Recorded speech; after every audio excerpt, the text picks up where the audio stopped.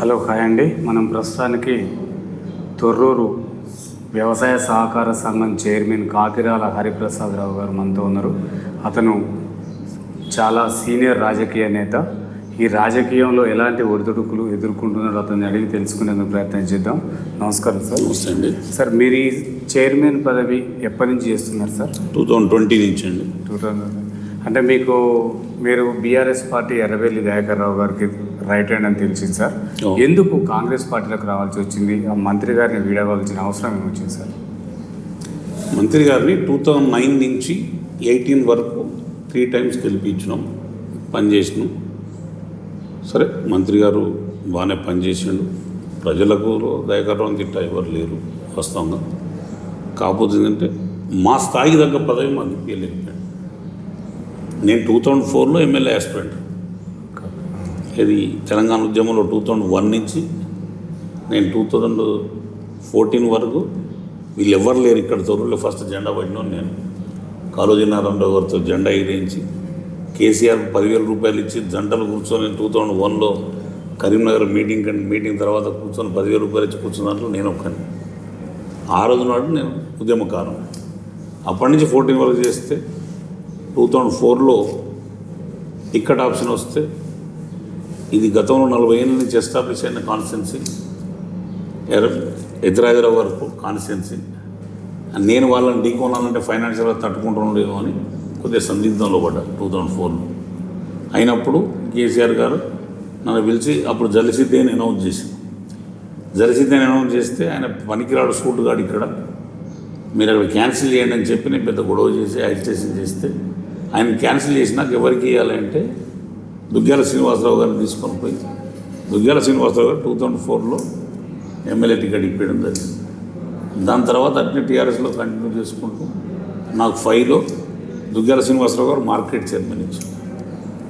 నేను ఎమ్మెల్యే ఆయన త్యాగం చేసినందుకు నేను ఇవ్వాలి అవకాశం ఉందని చెప్పి రాజశేఖర రెడ్డి గారితో ఎంటైర్ స్టేట్లో తెలంగాణలో ఆనాడు ఉన్నటువంటి ఆంధ్రప్రదేశ్లో మొత్తం తెలంగాణ ఉన్న దాంట్లో 10 జిల్లాలలో నా ఒక్కనికే మార్కెట్ చైర్మన్ గవర్నమెంట్లో కాంగ్రెస్ టీఆర్ఎస్ గవర్నమెంట్లో 2004-05లో నాకు మార్కెట్ చైర్మన్ ఇచ్చారు.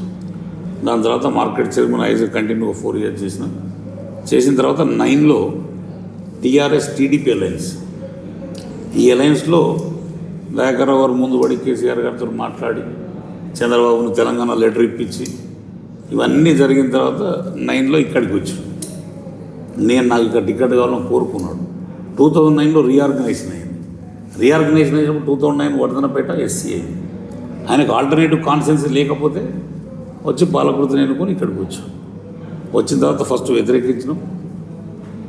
తర్వాత సుధాకర్ రావు గారికి ఇవ్వాల్సి ఉండేది. సుధాకర్ రావు గారు వీలుగా ఇవ్వలేకపోతే చంద్రబాబు నాయుడు గారు దయాకర్ రావు గారికి ఇస్తే ఆనాడు దిలీప్ కుమార్ గారు కోఆర్డినేటర్ ఉండే, తెలుగుదేశం టీఆర్ఎస్ మధ్యన కోఆర్డినేషన్ చేసిండే. ఆ క్రమంలో దిలీప్ కుమార్ గారు నాకు దోస్తు బాగా దగ్గర, బంధువు కూడా అవుతాడు.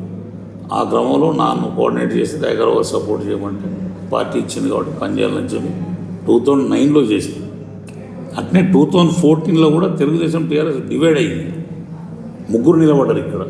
శ్రీనివాసరావు కాంగ్రెస్ నుంచి నిలబడ్డాడు, తెలుగుదేశం నుంచి దయాకర్ రావు నిలబడ్డాడు, టీఆర్ఎస్ నుంచి సుధాకర్ రావు నిలబడ్డాడు. అయినా సుధాకర్ రావు కాదని దయాకర్ రావు చేసి గెలిపించినాం 14లో. అప్పుడు మీరు ఎందుకు చేయలేరు సార్? చేయలేరు ఎమ్మెల్యే? అప్పుడు నేను ఆ రెండోసారికి వచ్చేసరికి అలయన్స్లో ఈ సీటు ఎలాట్ అయింది. 2004లో టీఆర్ఎస్ సీట్ కదా, 2014కి వచ్చేసరికి కోఆర్డినేషన్లో, 2009కి వచ్చేసరికి అలయన్స్లో పోయింది. ఇక 14కి వచ్చేసరికి ఈయన ఎస్టాబ్లిష్ అయినాడు. ఈయన మనకేదైనా చేస్తాడు, లేదన్నా స్టేట్ పోస్ట్ గవర్నమెంట్ ఉద్యమంలో ఉన్నాం కదా. 2009లో ఉన్నది, 14 వరకు గవర్నమెంట్ లేదు కదా. 9లో సరే ఇట్లా చేస్తా, అట్లా చేస్తా, మీకు ఇది చేస్తా, మీకు ఇది ఇస్తా, మీ కుటుంబాలను చూస్తా, అది చేస్తా, ఇది చేస్తా అంటే సరే ప్రయత్నం చేద్దామని 14లో చేసినాం. 14లో చేసినాక అప్పుడు టీఆర్ఎస్ గవర్నమెంట్ వచ్చింది. ఈయన తెలుగుదేశంలో గెలిచాడు. గెలిచినాక 16లో ఈయన టీఆర్ఎస్లోకి పట్టుకోపోయినాం. కేసీఆర్ గారి దగ్గర తీసుకుపోయి ఒప్పించి 18లో ఈయన క్యాండిడేట్ అయినాం. 18లో మినిస్టర్ అయినా కన్నా మాకేమన్నా రాష్ట్ర పదవి ఇప్పిస్తాడో, తన అవకాశాన్ని కల్పిస్తాడో అని మేము అనుకున్నాం. ఆయన మనసులో ఏముండను, మరి ఇంకో లీడర్ ఎదుగుతారే మళ్ళీ పోటీ అవుతారు అనుకున్నాడు, 18లో దాటించుకుంటూ వచ్చి 20లో సొసైటీ ఎలక్షన్స్ వచ్చినాయి. సొసైటీ ఎలక్షన్లు వచ్చినాక సొసైటీ మరి ఏదైనా ప్రోటోకాల్ ఉండాలి కదా, నేను తిరగాలి నీతో ఉంటే కష్టం కదంటే మరి ఏం చేస్తూ ఉంటే సొసైటీ నిలబడుతున్నా డీసీబీ ఇప్పి అని నేను ప్రయత్నం చేస్తాను, నిలబడన్నాడు.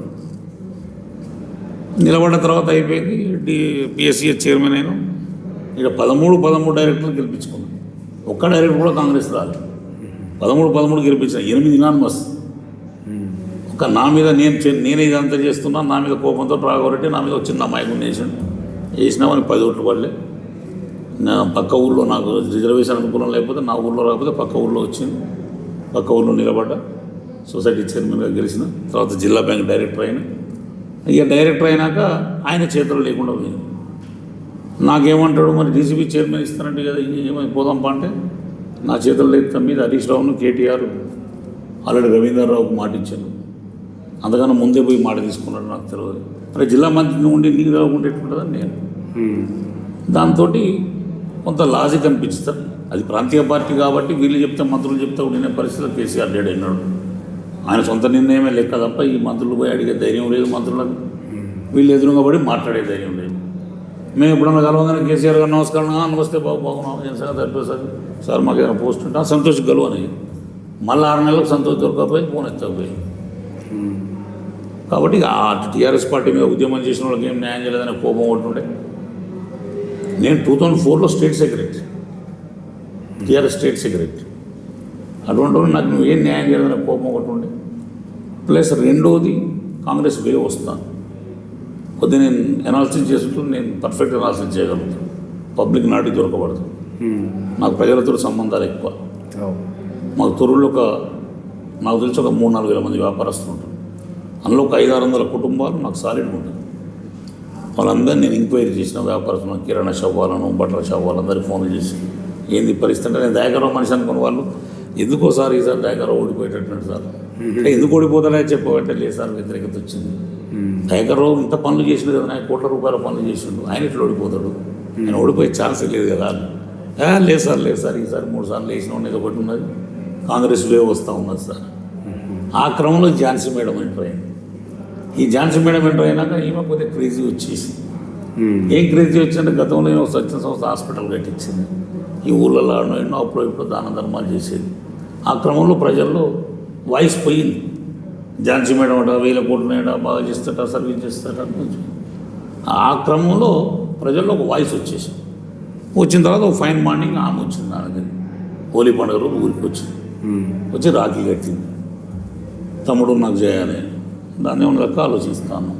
మళ్ళీ ఈయన తెల్లారు వచ్చిండు, మళ్ళీ తీసుకుపోయాడు, సీఎం గారి దగ్గర తీసుకుపోయాడు.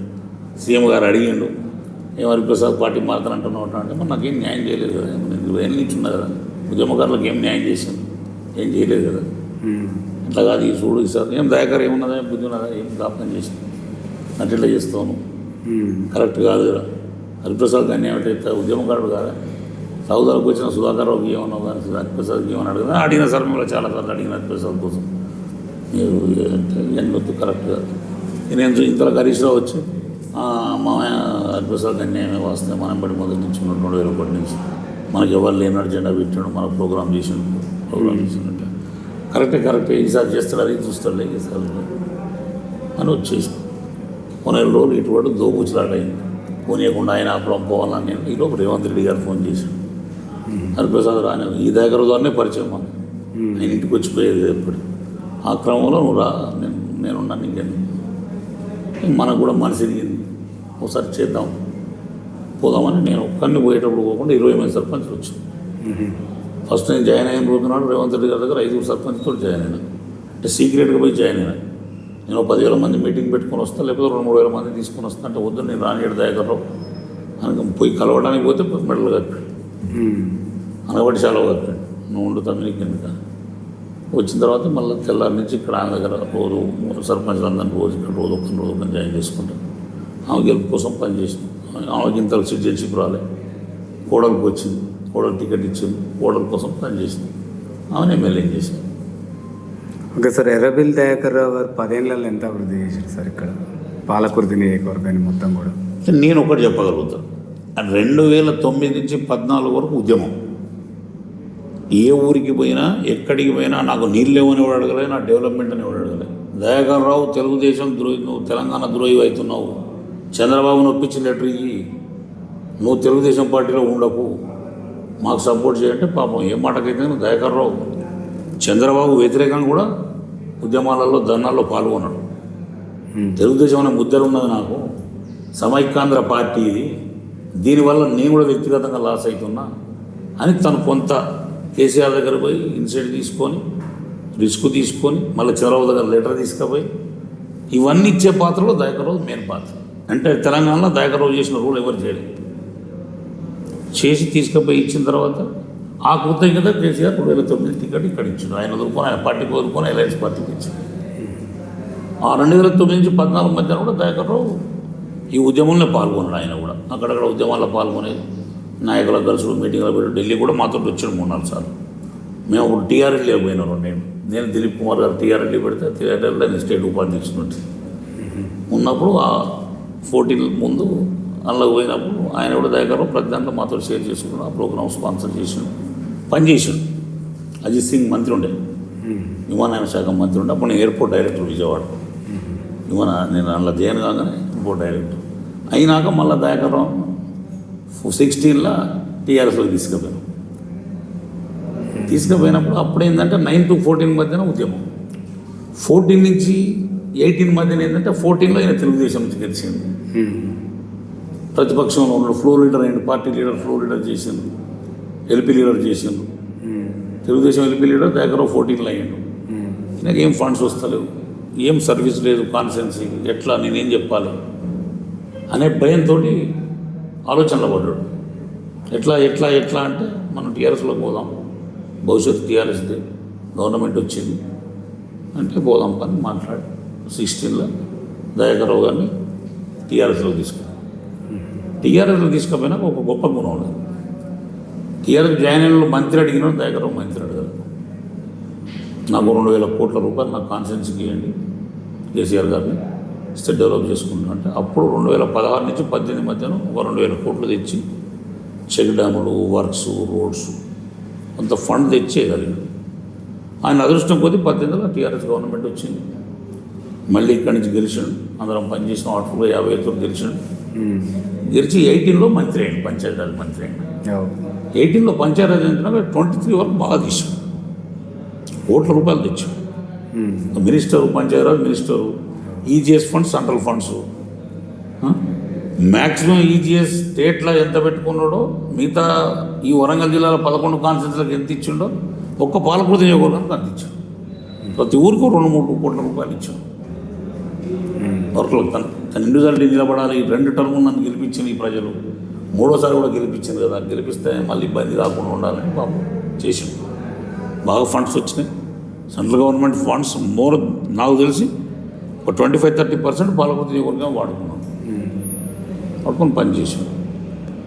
కాకపోతే 23లో ఎందుకు ఓడిపోయినంటే పనులను చూడలేదు జనం. 3 సార్లు నేను గేసినాము, ఒక్కసారి మార్పు చూద్దాము, ఇంకా కొత్త వాళ్ళు వస్తే ఎక్కువ చేస్తారేమో, ఈమె స్వచ్ఛంద సంస్థ వేటా అనే సంస్థ స్టార్ట్ చేసి అమెరికాలో పనిచేసింది, 1000 కోట్లు నేను చెప్తున్నది, మా పిల్లలందరినీ అమెరికా తీసుకుపోతుంది, ఉద్యోగాలు ఇప్పిస్తుంది, ఎవరి ఫీలింగ్లో వాళ్ళు ఉండే. ఆ క్రమంలో ఒకసారి దయాకర్ రావును ఓడిద్దామని చెప్పి ఓడించాను. దయాకర్ రావు 6 నెలల ముందే చెప్పాను, నా పరిస్థితి బాగాలేదు, జనగా వెళ్ళిపో. ఈమె ఎప్పుడైతే ఎంటర్ అయిందో అప్పుడే చెప్పాను, వద్దన్న ఓడిపోతావు, నాకున్న రిపోర్ట్ ఉన్నది కరెక్ట్గా అంటే తమ్మి నన్ను 50 వరకు ఎత్తా ఉంటాను కేసీఆర్, నా అభిప్రాయం చెప్తున్నాను, నీ ఇష్టం అని చెప్పిన వచ్చేసినాం. మేము ఇక లాస్ట్ 1 మంత్ నవంబర్ 6వ తారీఖు నేను పోయి జాయిన్ అయ్యాను. కాంగ్రెస్లో పనిచేసినాం, ఆమె కోసం పనిచేసినాం, ఆ అమ్మాయిని గెలిపించుకున్నాం కంటిన్యూగా నడుస్తుంది సిస్టమ్. సార్, ఇప్పుడు బీఆర్ఎస్ పార్టీలో నిజంగా ఉద్యమకారులకు అన్యాయం జరిగింది అనుకోవచ్చు సార్? మీలాంటి ఉద్యమకారులు 100% ఉద్యమకారులు ఎవరికి కూడా లాభం జరగదు. కేసీఆర్ 2014 ఉన్న కేసీఆర్ వేరు, 2014 తర్వాత ఉన్న కేసీఆర్ వేరు. ప్రతి మనిషికి స్వార్థం ఉండదు. ఉద్యమకారునివి 20 ఏళ్ళు ఉద్యమం చేసినావు, 15 ఏళ్ళు నీ కుటుంబాన్ని కాపాడుకోవాలి మేము వద్దంటాం. ఎందుకంటే అన్ని త్యాగం చేసినావు, ప్రాణాన్ని సైతం లెక్క చేయకుండా నువ్వు దీక్ష చేసినావు. చేసుకోవాలి కానీ నీతో పాటు కుటుంబాలు కూడా, ఉద్యమం చేసిన కుటుంబాలను కూడా ఒక స్థాయికి తీసుకురావాల్సి ఉంది. 14 తర్వాత ఎప్పుడైతే తెలంగాణ వచ్చిన గవర్నమెంట్లోకి వచ్చిండో ఇక మనకి ఎందుకు ఉద్యమకారులు ఎవడెందుకు అడ్మినిస్ట్రేషన్లో ఒక మంచిగా ఉండాలని చెప్పి, వాళ్ళైతే అనుభవం మంచిగా ఫోన్ చేస్తారని చెప్పి వీళ్ళందరినీ తీసుకున్నారు. వీళ్ళందరినీ తీసుకునేసరికి 18కి వచ్చేసరికి వ్యతిరేకత రాకుండా ఏం చేసిండు, రైతు బంద్ చేసిండు. రైతు బోనస్లు ఏంటంటే ఎంటైర్ తెలంగాణలో మీకు 10 జిల్లాల ఇది రెడ్డి వ్యవస్థ. ఇవాళ పాలకుర్తి నియోజకవర్గం కానీ మిగతా జిల్లాలో కానీ రెడ్డిస్ డామినేటింగ్ ఊళ్ళు ఈ రోజుల్లో కూడా ఇంకా ఉన్నాయి. రెడ్డిస్ ఊర్లో వదిలిపెట్టి, వ్యవసాయాలు వదిలిపెట్టి సిటీలో బతికే రెడ్డిస్ అంతా 50 ఎకరాలు 100 ఎకరాల రైతు కూడా నువ్వు రైతు బంద్ అయ్యాగానే సంబరపడ్డారు. అదే కేసీఆర్ మంచోట పోయి మొగోడు మళ్ళీ వ్యవసాయాలకు పునరుద్ధరణ ఇచ్చాడు. మన ఊళ్ళోకి పోదాం, భూములలో వ్యవసాయం చేసుకుందాం. రైతు బంద్ చేస్తున్నాడు. రైతు బంద్ చేస్తున్నాడు. ఎకరైనా ఏడాదికి 10,000 వస్తున్నాయి, 10,000 కౌలు వస్తున్నది.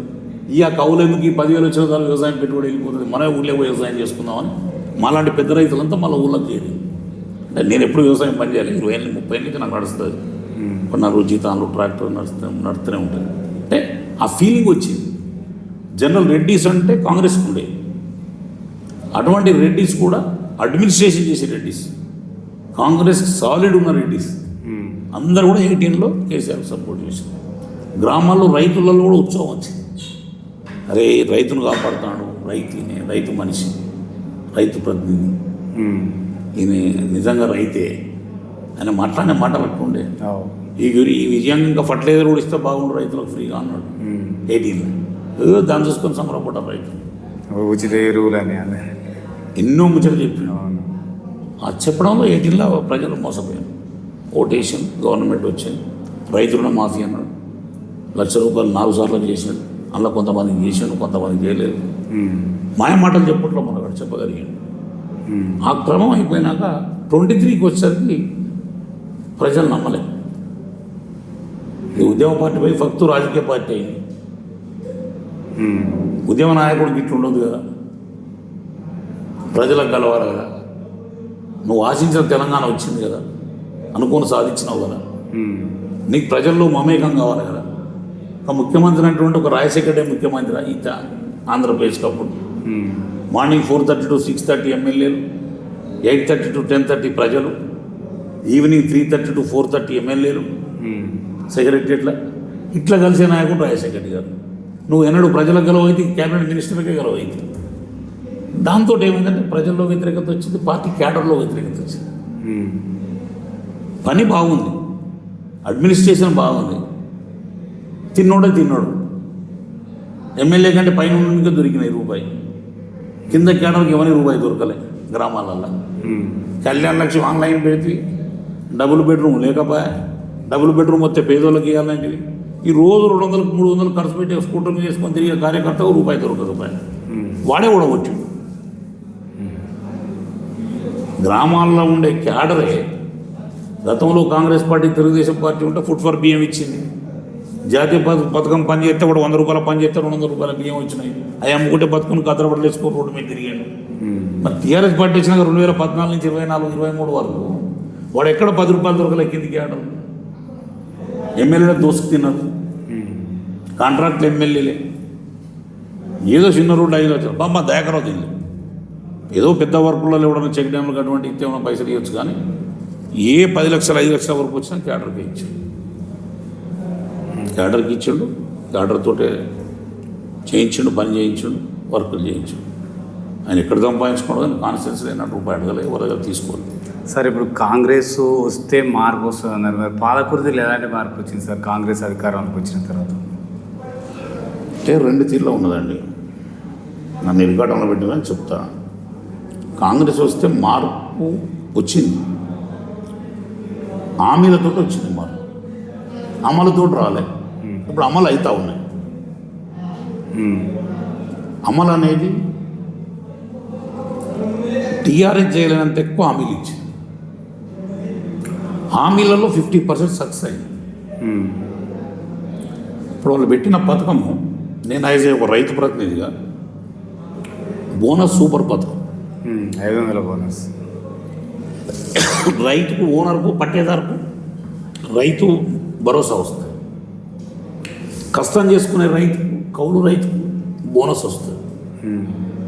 సైమల్టేనియస్లో వ్యవసాయం చేసేవాడికి, భూమి ఉన్నవాడికి ఇద్దరికి లాభం చేయాలని ఆలోచనతో చేసాం. ఈ గుడ్ డిసిషన్, మంచి నిర్ణయం, దీన్ని అప్రిషియేట్ చేయాలి. రుణమాఫీ పెట్టిండు, ఆర్థిక పరిస్థితి క్షీణించింది. ఆయన ఏం లేకుండా ఉత్త తెప్పేలా చేసిపోయాడు. వీళ్ళకి తెలుసు, కానీ ఇవ్వగలుగుతాం అనుకున్నాం. ఎంతసేపు కేసీఆర్ 7 లక్షల అప్పు చేసినా, 7 లక్షల కోట్ల అప్పు చేసినా బయట మేకపోతు గాంభీర్యం మాటలు మాట్లాడేది. తెలంగాణ ధనిక రాష్ట్రం, తెలంగాణని 29 రాష్ట్రాల్లో ఆపే మొగోడు లేడు. భారతదేశంలో ప్రపంచ పటంలో ఉంటుంది తెలంగాణ, మొదటి స్థానంలో ఉంటుంది. అభివృద్ధిలో మొదటి స్థానం ఉన్నది, రియల్ ఎస్టేట్లో మొదటి స్థానం ఉన్నది. హైదరాబాద్ అనేది పెద్ద అసెట్ అని చెప్పి వాస్తవంగా అసెటే అట్నే వచ్చింది, అప్పుడు కూడా అట్నే. కాకపోతే ఏంటంటే ప్రజలను అవసరానికి గుర్తించే స్కీమ్స్ ఇస్తే తప్పులేదు. ఈరోజు మీరు ఇవ్వడన కానీ రైతుకు నువ్వు ఎంత ఇచ్చినా తప్పులేదు. మీరు రాబోయే ఇంకో 10 సంవత్సరాల తర్వాత చూడండి, 1 ఎకరం పొలం నాటేయాలంటే అమెరికా లెక్క అవుతుంది. 50,000 ఇస్తే పొలం సబ్సిడీ ఇస్తే, గవర్నమెంట్ ఇస్తే నాటేస్తుంది. ఆ పరిస్థితి రాకుండా ఉండాలనేది ఈ ప్రభుత్వాలు పాలసీ చేయొచ్చు, తప్పులేదు. ఒక ఇండస్ట్రియలిస్టు, ఒక విజయ మాల్యగాడు 10,000 కోట్లు ఎగ్గొట్టిపోయాడు. దాని మీద రైతులకు ఒక సంవత్సరం మొత్తం ఇన్ని కుటుంబాలకు ఇవ్వగలుగుతాం రైతు భరోసా. రైతు భరోసా ఎన్ని 9,000 కోట్లు. ఇప్పుడు 6,000 ఇచ్చే ఎకరం ప్రకారంగా 9,000 కోట్లు ఒక విజయ మాల్యగాడికి కొట్టిన పైసలు కావు. ఇట్లా 100 మందికి కొట్టిన ప్రభుత్వాన్ని దేశాన్ని వదిలిపెట్టిపోయాను. అటువంటి దానికంటే ఇటువంటి రైతుకి ఇస్తే తప్ప. ఈరోజు కేంద్ర ప్రభుత్వం కూడా ఆలోచించాలి. ఈ రాష్ట్రం పెట్టిన పథకాలను ఇంట్లో కొన్ని ఆదర్శంగా తీసుకోవాలి. కేంద్రం పెద్ద ఫండ్ కానివ్వండి, పెట్రోల్ మీద ఇంకో 5 రూపాయలు పెంచండి, రైతుకి ఇవ్వండి. ఇప్పుడు మీరున్నారండి, నెలకు 20,000 సంపాదించుకుంటాను, ఇంకో 500 ఖర్చు పెడితే తట్టుకోగలుగుతావు, తప్పేం లేదు. 20,000 ఇచ్చినప్పుడు 500 తప్పేం లేదు, తప్పలేదు కదా.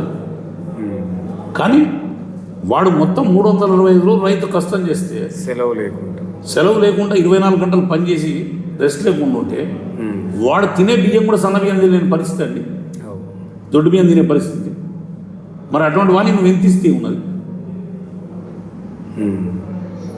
రైతు అనేటోనికి ఎంత చేసినా తక్కువే. నేను ఎంటైర్ స్టేట్లో మా సొసైటీ చేసినట్టు ఏ రైతుకి ఇక్కడ చేయలేదు. డోర్ డెలివరీ ఫర్టిలైజర్ ఇస్తున్నాం, ఊర్లో ఇస్తున్నాం, 30 సెంటర్లు ప్యాడీ సెంటర్లు పెట్టినాం, నడుపుతున్నాం, ఫర్టిలైజర్ షాపులు పెట్టినాం. ఎన్ని తీర్లు చేసినా ఇంకా రైతు తక్కువే, బాధపడుతున్నాం. ఇంకా ఇవ్వాలి, ఇంకా చేయాలని ఆరాటం ఉన్నది. ఆ క్రమంలో ఏమైతే ఉన్నదంటే ఏ ప్రభుత్వం వచ్చినా, ఈరోజు కేంద్ర ప్రభుత్వం కూడా కాటన్ ఉంది. రైతు ఒక 15 ఏళ్ళ నుంచి కాటన్ వేయాలి, కానీ దాంట్లో ఏం మిగలదు. వాడు ఆశాజనం ఊహించుకుంటాడు, ఊహాజనంలో ఉంటాడు. అరే కాటన్ వేస్తే 20 క్వింటాలు పడుతుందో, 15 క్వింటాలు పడితే 50,000 వస్తాయి, ఖర్చు పోతుంది. కానీ ఎప్పుడు పది దాటలే. రైతు యొక్క ఆశ ఎట్లుంటుందని చెప్తుంది. అరే ఈసారి రాలేదు కదా, మళ్ళీ 10 క్వింటాలు వచ్చి పెట్టుబడి లేదా, మళ్ళీ వచ్చేసారి ఊపోడు. మానవ జీవే ఆశ జన్మ. అలా రైతు ఇంకెక్కువ ఆశపడతాడు. అనుకుంటూ వాడు ఉన్న 10 ఎకరాలు 5 ఎకరాలు పోయింది ఇప్పటికి. ఈ ప్రభుత్వ స్కీములు వచ్చో కొద్ది గొప్ప కొంత చేస్తే కౌలు రైతుకు రైతు భరోసా వచ్చి, పట్టా రైతుకు రైతు భరోసా వచ్చి, కౌలు రైతుకు పర్చేసింగ్ పైసలు బోనస్ వచ్చి పర్ఫెక్ట్గా వస్తే రైతుకు లాభం జరుగుతుంది. దీంట్లో ఆర్థిక వ్యవస్థ బాగాలేకపోయా ఇప్పటి వరకు బోనస్ వేయలేకపోతాను. నిన్న రైతు భరోసా వేసిన ముఖ్యమంత్రి గారు 7 ఎకరాల వరకు రాత్రి పడ్డది. ఇంకా 50 ఎకరాల వరకు ఉన్న వాళ్ళకి వేస్తారట. అవి 9,000 కోట్లు అవుతున్నాయి. ఇప్పుడు రైతు బోనస్కు 15 నుంచి 20,000 కోట్లు కావాలి. ఆ డబ్బు లేదు. ఆ డబ్బు ఇస్తారని నమ్మకం రైతులలో ఉంది. వానకన్నా మొత్తం ఇచ్చింది, యాసంగి స్టార్ట్ కావాలి. అది ఇవ్వాలంటే రైతు భరోసా ఇచ్చినాక ఇస్తామని అర్థం. ప్రతి రైతు బోనస్ 500 కోసం అందరు తెచ్చి మా సెంటర్లో పెట్టుకున్నారు.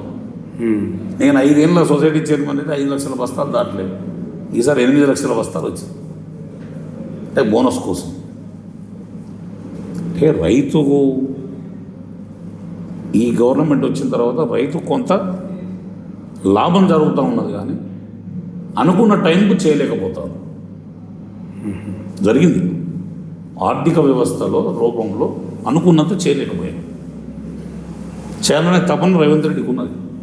ఆయన చూస్తే తెలుస్తుంది. ఆరాట పడతా ఉన్నాడు. ఆయన చెప్పాడు కదా, రూపాయి అప్పు పుడతలేదని. అవును, ఆయనకు ఆలోచన ఉండే.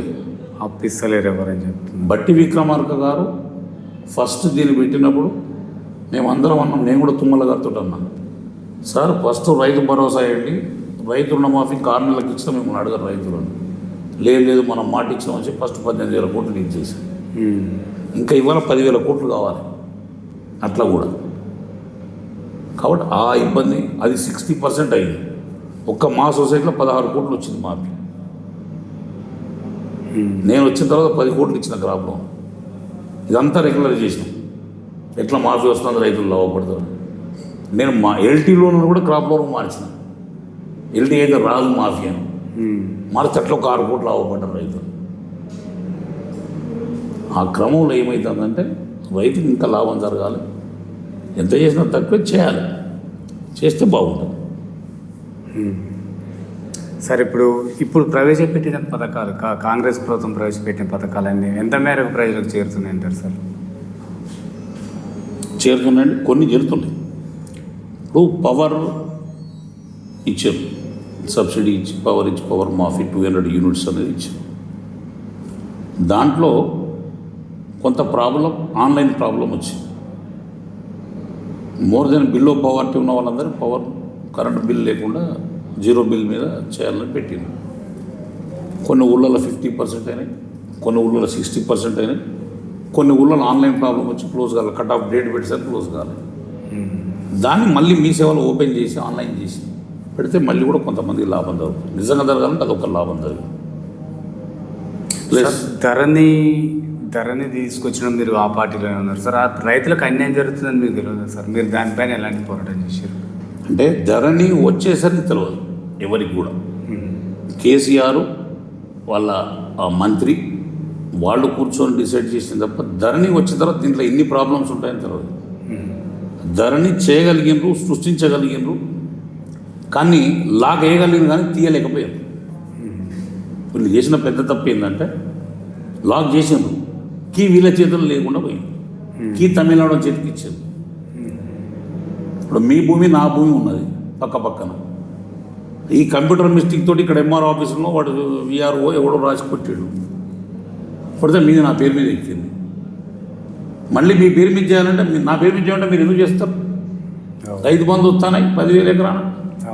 నేను అడిగిన నన్ను ఇంటికి వచ్చిన నన్ను ఎందుకు అడుగుతావు, నీకేమనుకున్నది, మనం తీసేసుకోమనుకో అని మాట్లాడే రైతులు. ఆ ఓపెన్ చేసే హక్కు ఎవరికి లేకపోయింది. కలెక్టర్కి ఇచ్చినామన్నారు, కింద సర్వే చేసి పొజిషన్ ఎంక్వైరీ చేసి కలెక్టర్ రిపోర్ట్ పెడితే కలెక్టర్ తమ్ము పెడితే ఓపెన్ కాదు. అట్లా ఫెయిల్ అయింది ధరని. ఈరోజు దాన్ని ఓవర్కమ్ చేసింది. సరే, భూమాత ద్వారా ఇది ప్రాబ్లం సాల్వ్ అవుతుంది అంటారా సార్? రైతులకు న్యాయం జరుగుతుంది అంటే నాకు తెలిసి ఏంటంటే దీన్ని సంవత్సరం పాటు ఎక్స్పర్ట్ తోటి మీటింగులు పెట్టి ఏ పద్ధతిలో ఓపెన్ చేస్తే బాగుంటుందని చెప్పి చేసిండ్రు. శ్రీనివాసరెడ్డి గారు అయితే అన్నారు మొన్న, ఇది రీఓపెన్ అవుతుంది, ఎవరన్నా రైతు తప్పుదారి పోతే కూడా పొజిషన్ ఎంక్వైరీ చేసుకొని పక్క రైతులను ఎంక్వైరీ చేసుకొని వాళ్ళకు ఉండే టైటిల్ తోటి ఏమైనా ఉంటేనే ఉన్నది, లేకపోతే పొజిషన్ ఎంక్వైరీ చేసి కూడా సర్వేర్ వచ్చి సర్వే చేసి రిపోర్ట్ తయారు చేసి ఆర్ఐకి పెడితే ఆర్ఐ ఎంఆర్ఓ పెడితే ఎంఆర్ఓకే కీ ఇచ్చినామని తెలిసి ఇప్పుడు అంటున్నారు. అంటే ఇప్పుడు ఇంతవరకు అయితే ఏం జరగలేదు, ఓన్లీ గ్రామాలలో అప్లికేషన్ తీసుకునే పద్ధతులనే ఉంది. ఒకవేళ అది కనుక జరిగితే భూభారతి సక్సెస్. సార్, మరి చాలామంది అంటే మొన్న మీ విలేజ్కి వెళ్ళడం జరిగింది సార్. అక్కడ చాలామంది కూడా రుణమాఫీ చాలా వరకు కాలేదు అంటున్నారు సార్. ప్రాబ్లం ఎక్కడ ఉంది అది అర్థం కావట్లేదు అంటున్నారు. మరి అట్లాంటి వాళ్ళకి మీరు ఏం చెప్తారు సార్? అయితే ఇక్కడ 2 సమస్యలు ఉన్నాయి రుణమాఫీలో. ఒకటి 2018 కంటే ముందు రైతులు 14 to 18 మధ్యన క్రాప్ లోన్ తీసుకున్నారు, కమర్షియల్ బ్యాంకుల్లో తీసుకున్నారు. ఫర్ ఎగ్జాంపుల్ ఇప్పుడు మా విలేజ్ చెప్తున్నాడు, పక్కన సిండికేట్ బ్యాంక్, కనరా బ్యాంక్ ఉంటుంది, ఆ బ్యాంకులో తీసుకున్నాం. రైతుల పొరపాటు ఉన్నది, మేనేజర్ల పొరపాటు ఉన్నది. రైతు ఏం చేసిండంటే రెన్యువల్కి పోయిండు. ఆ రెన్యువల్ ఇంట్రెస్ట్ తీసుకొని రెన్యువల్ చేసిండు తప్ప వాడు ఫైల్ మార్చలేదు, డేట్ మళ్ళీ మార్చలేదు. మీరు తీసుకున్నారండి, 14లో తీసుకున్నారు, 15లో తీసుకున్నారు, 16లో తీసుకున్నారు. మీరు 18, 19లో మీకు రెన్యువల్ చేసిన డబ్బు ఇంట్రెస్ట్ కట్టినాం, మళ్ళీ ప్రిన్సిపల్ కట్టినాం. కానీ ఒరిజినల్ లోన్ తీసుకున్నది 16 చూపెడుతున్నది. దాంతో మాఫీ లిస్టులో వీళ్ళ పేరు రాదు. ఫర్ ఎగ్జాంపుల్ మా ఊరే చెప్తున్నా. అదే మా సొసైటీలో మేము 2023లో మార్చిలో మొత్తం రెన్యువల్ చేసినాం. రైతు కట్టకుండా రెన్యువల్ చేసినాం. ఏమని మీరు 5,000 బాగుతున్నారు మాకు ఇంట్రెస్ట్ తోటి మార్చి 30 కట్టినట్టు మళ్ళీ చేసి 5,200 రూపాయలు మీ లోన్ అని చెప్పి రాసి కాగితాలు మార్చి పడేసి అందరికి వచ్చింది మాఫీ. మా కంప్యూటర్లో ఆన్లైన్లో అవపడుతూనే ఉండేది. ఫలానా రెడ్డి సార్ రాజప్రసాద్ గారు రుణం రెగ్యులర్ ఎప్పుడు ఉన్నదంటే లిస్ట్ అడగగానే బ్యాంకు లిస్ట్ అడగా తీసి ఇచ్చింది. మా డిసి బ్యాంక్ లిస్ట్ అడిగింది, మీ దగ్గర ఎన్ని ఉన్నాయి రైతులకు దిగినాడు, మొత్తం 1,600 మంది ఇచ్చింది. అందరికీ వచ్చింది మాకు. అట్లా కమర్షియల్ బ్యాంకుల్లో క్లరికల్ మిస్టేక్. ఇంకో కొన్ని కమర్షియల్ బ్యాంకులో ఇచ్చినాం. అంతకన్నా ముందు 2023 కంటే ముందు నాబార్డ్ ఇన్స్ట్రక్షన్స్ లేవు మాకు. వేరే బ్యాంకుల క్రాపులు ఉన్న బుక్ మా దగ్గర పెడితే మేము కూడా ఇచ్చినాం. అప్పుడు 2 బ్యాంకుల్లో తీసుకున్నారు క్రాప్ లోన్. అక్కడనే పోలియో బాన్లతో ఇచ్చారు 2018 కంటే ముందు. ఇక్కడ బుక్ పెడితే ఇచ్చినాం. ఈ కొత్త 18 బుక్ ఎప్పుడైతే వచ్చిందో వీడి బుక్ భద్రంగా ఇంట్లో పెట్టుకున్నాడు. ఆ బుక్ పట్టుకొని వస్తే మేము ఇచ్చినాం. ఇంట్లో ఉన్నోని మాఫీ వచ్చింది, ఉన్నోని రాలేదు. కమర్షియల్ బ్యాంక్ మాంత్ ఇంట్రెస్ట్ ఎందుకు ఉంటుంది రైతుల మీద?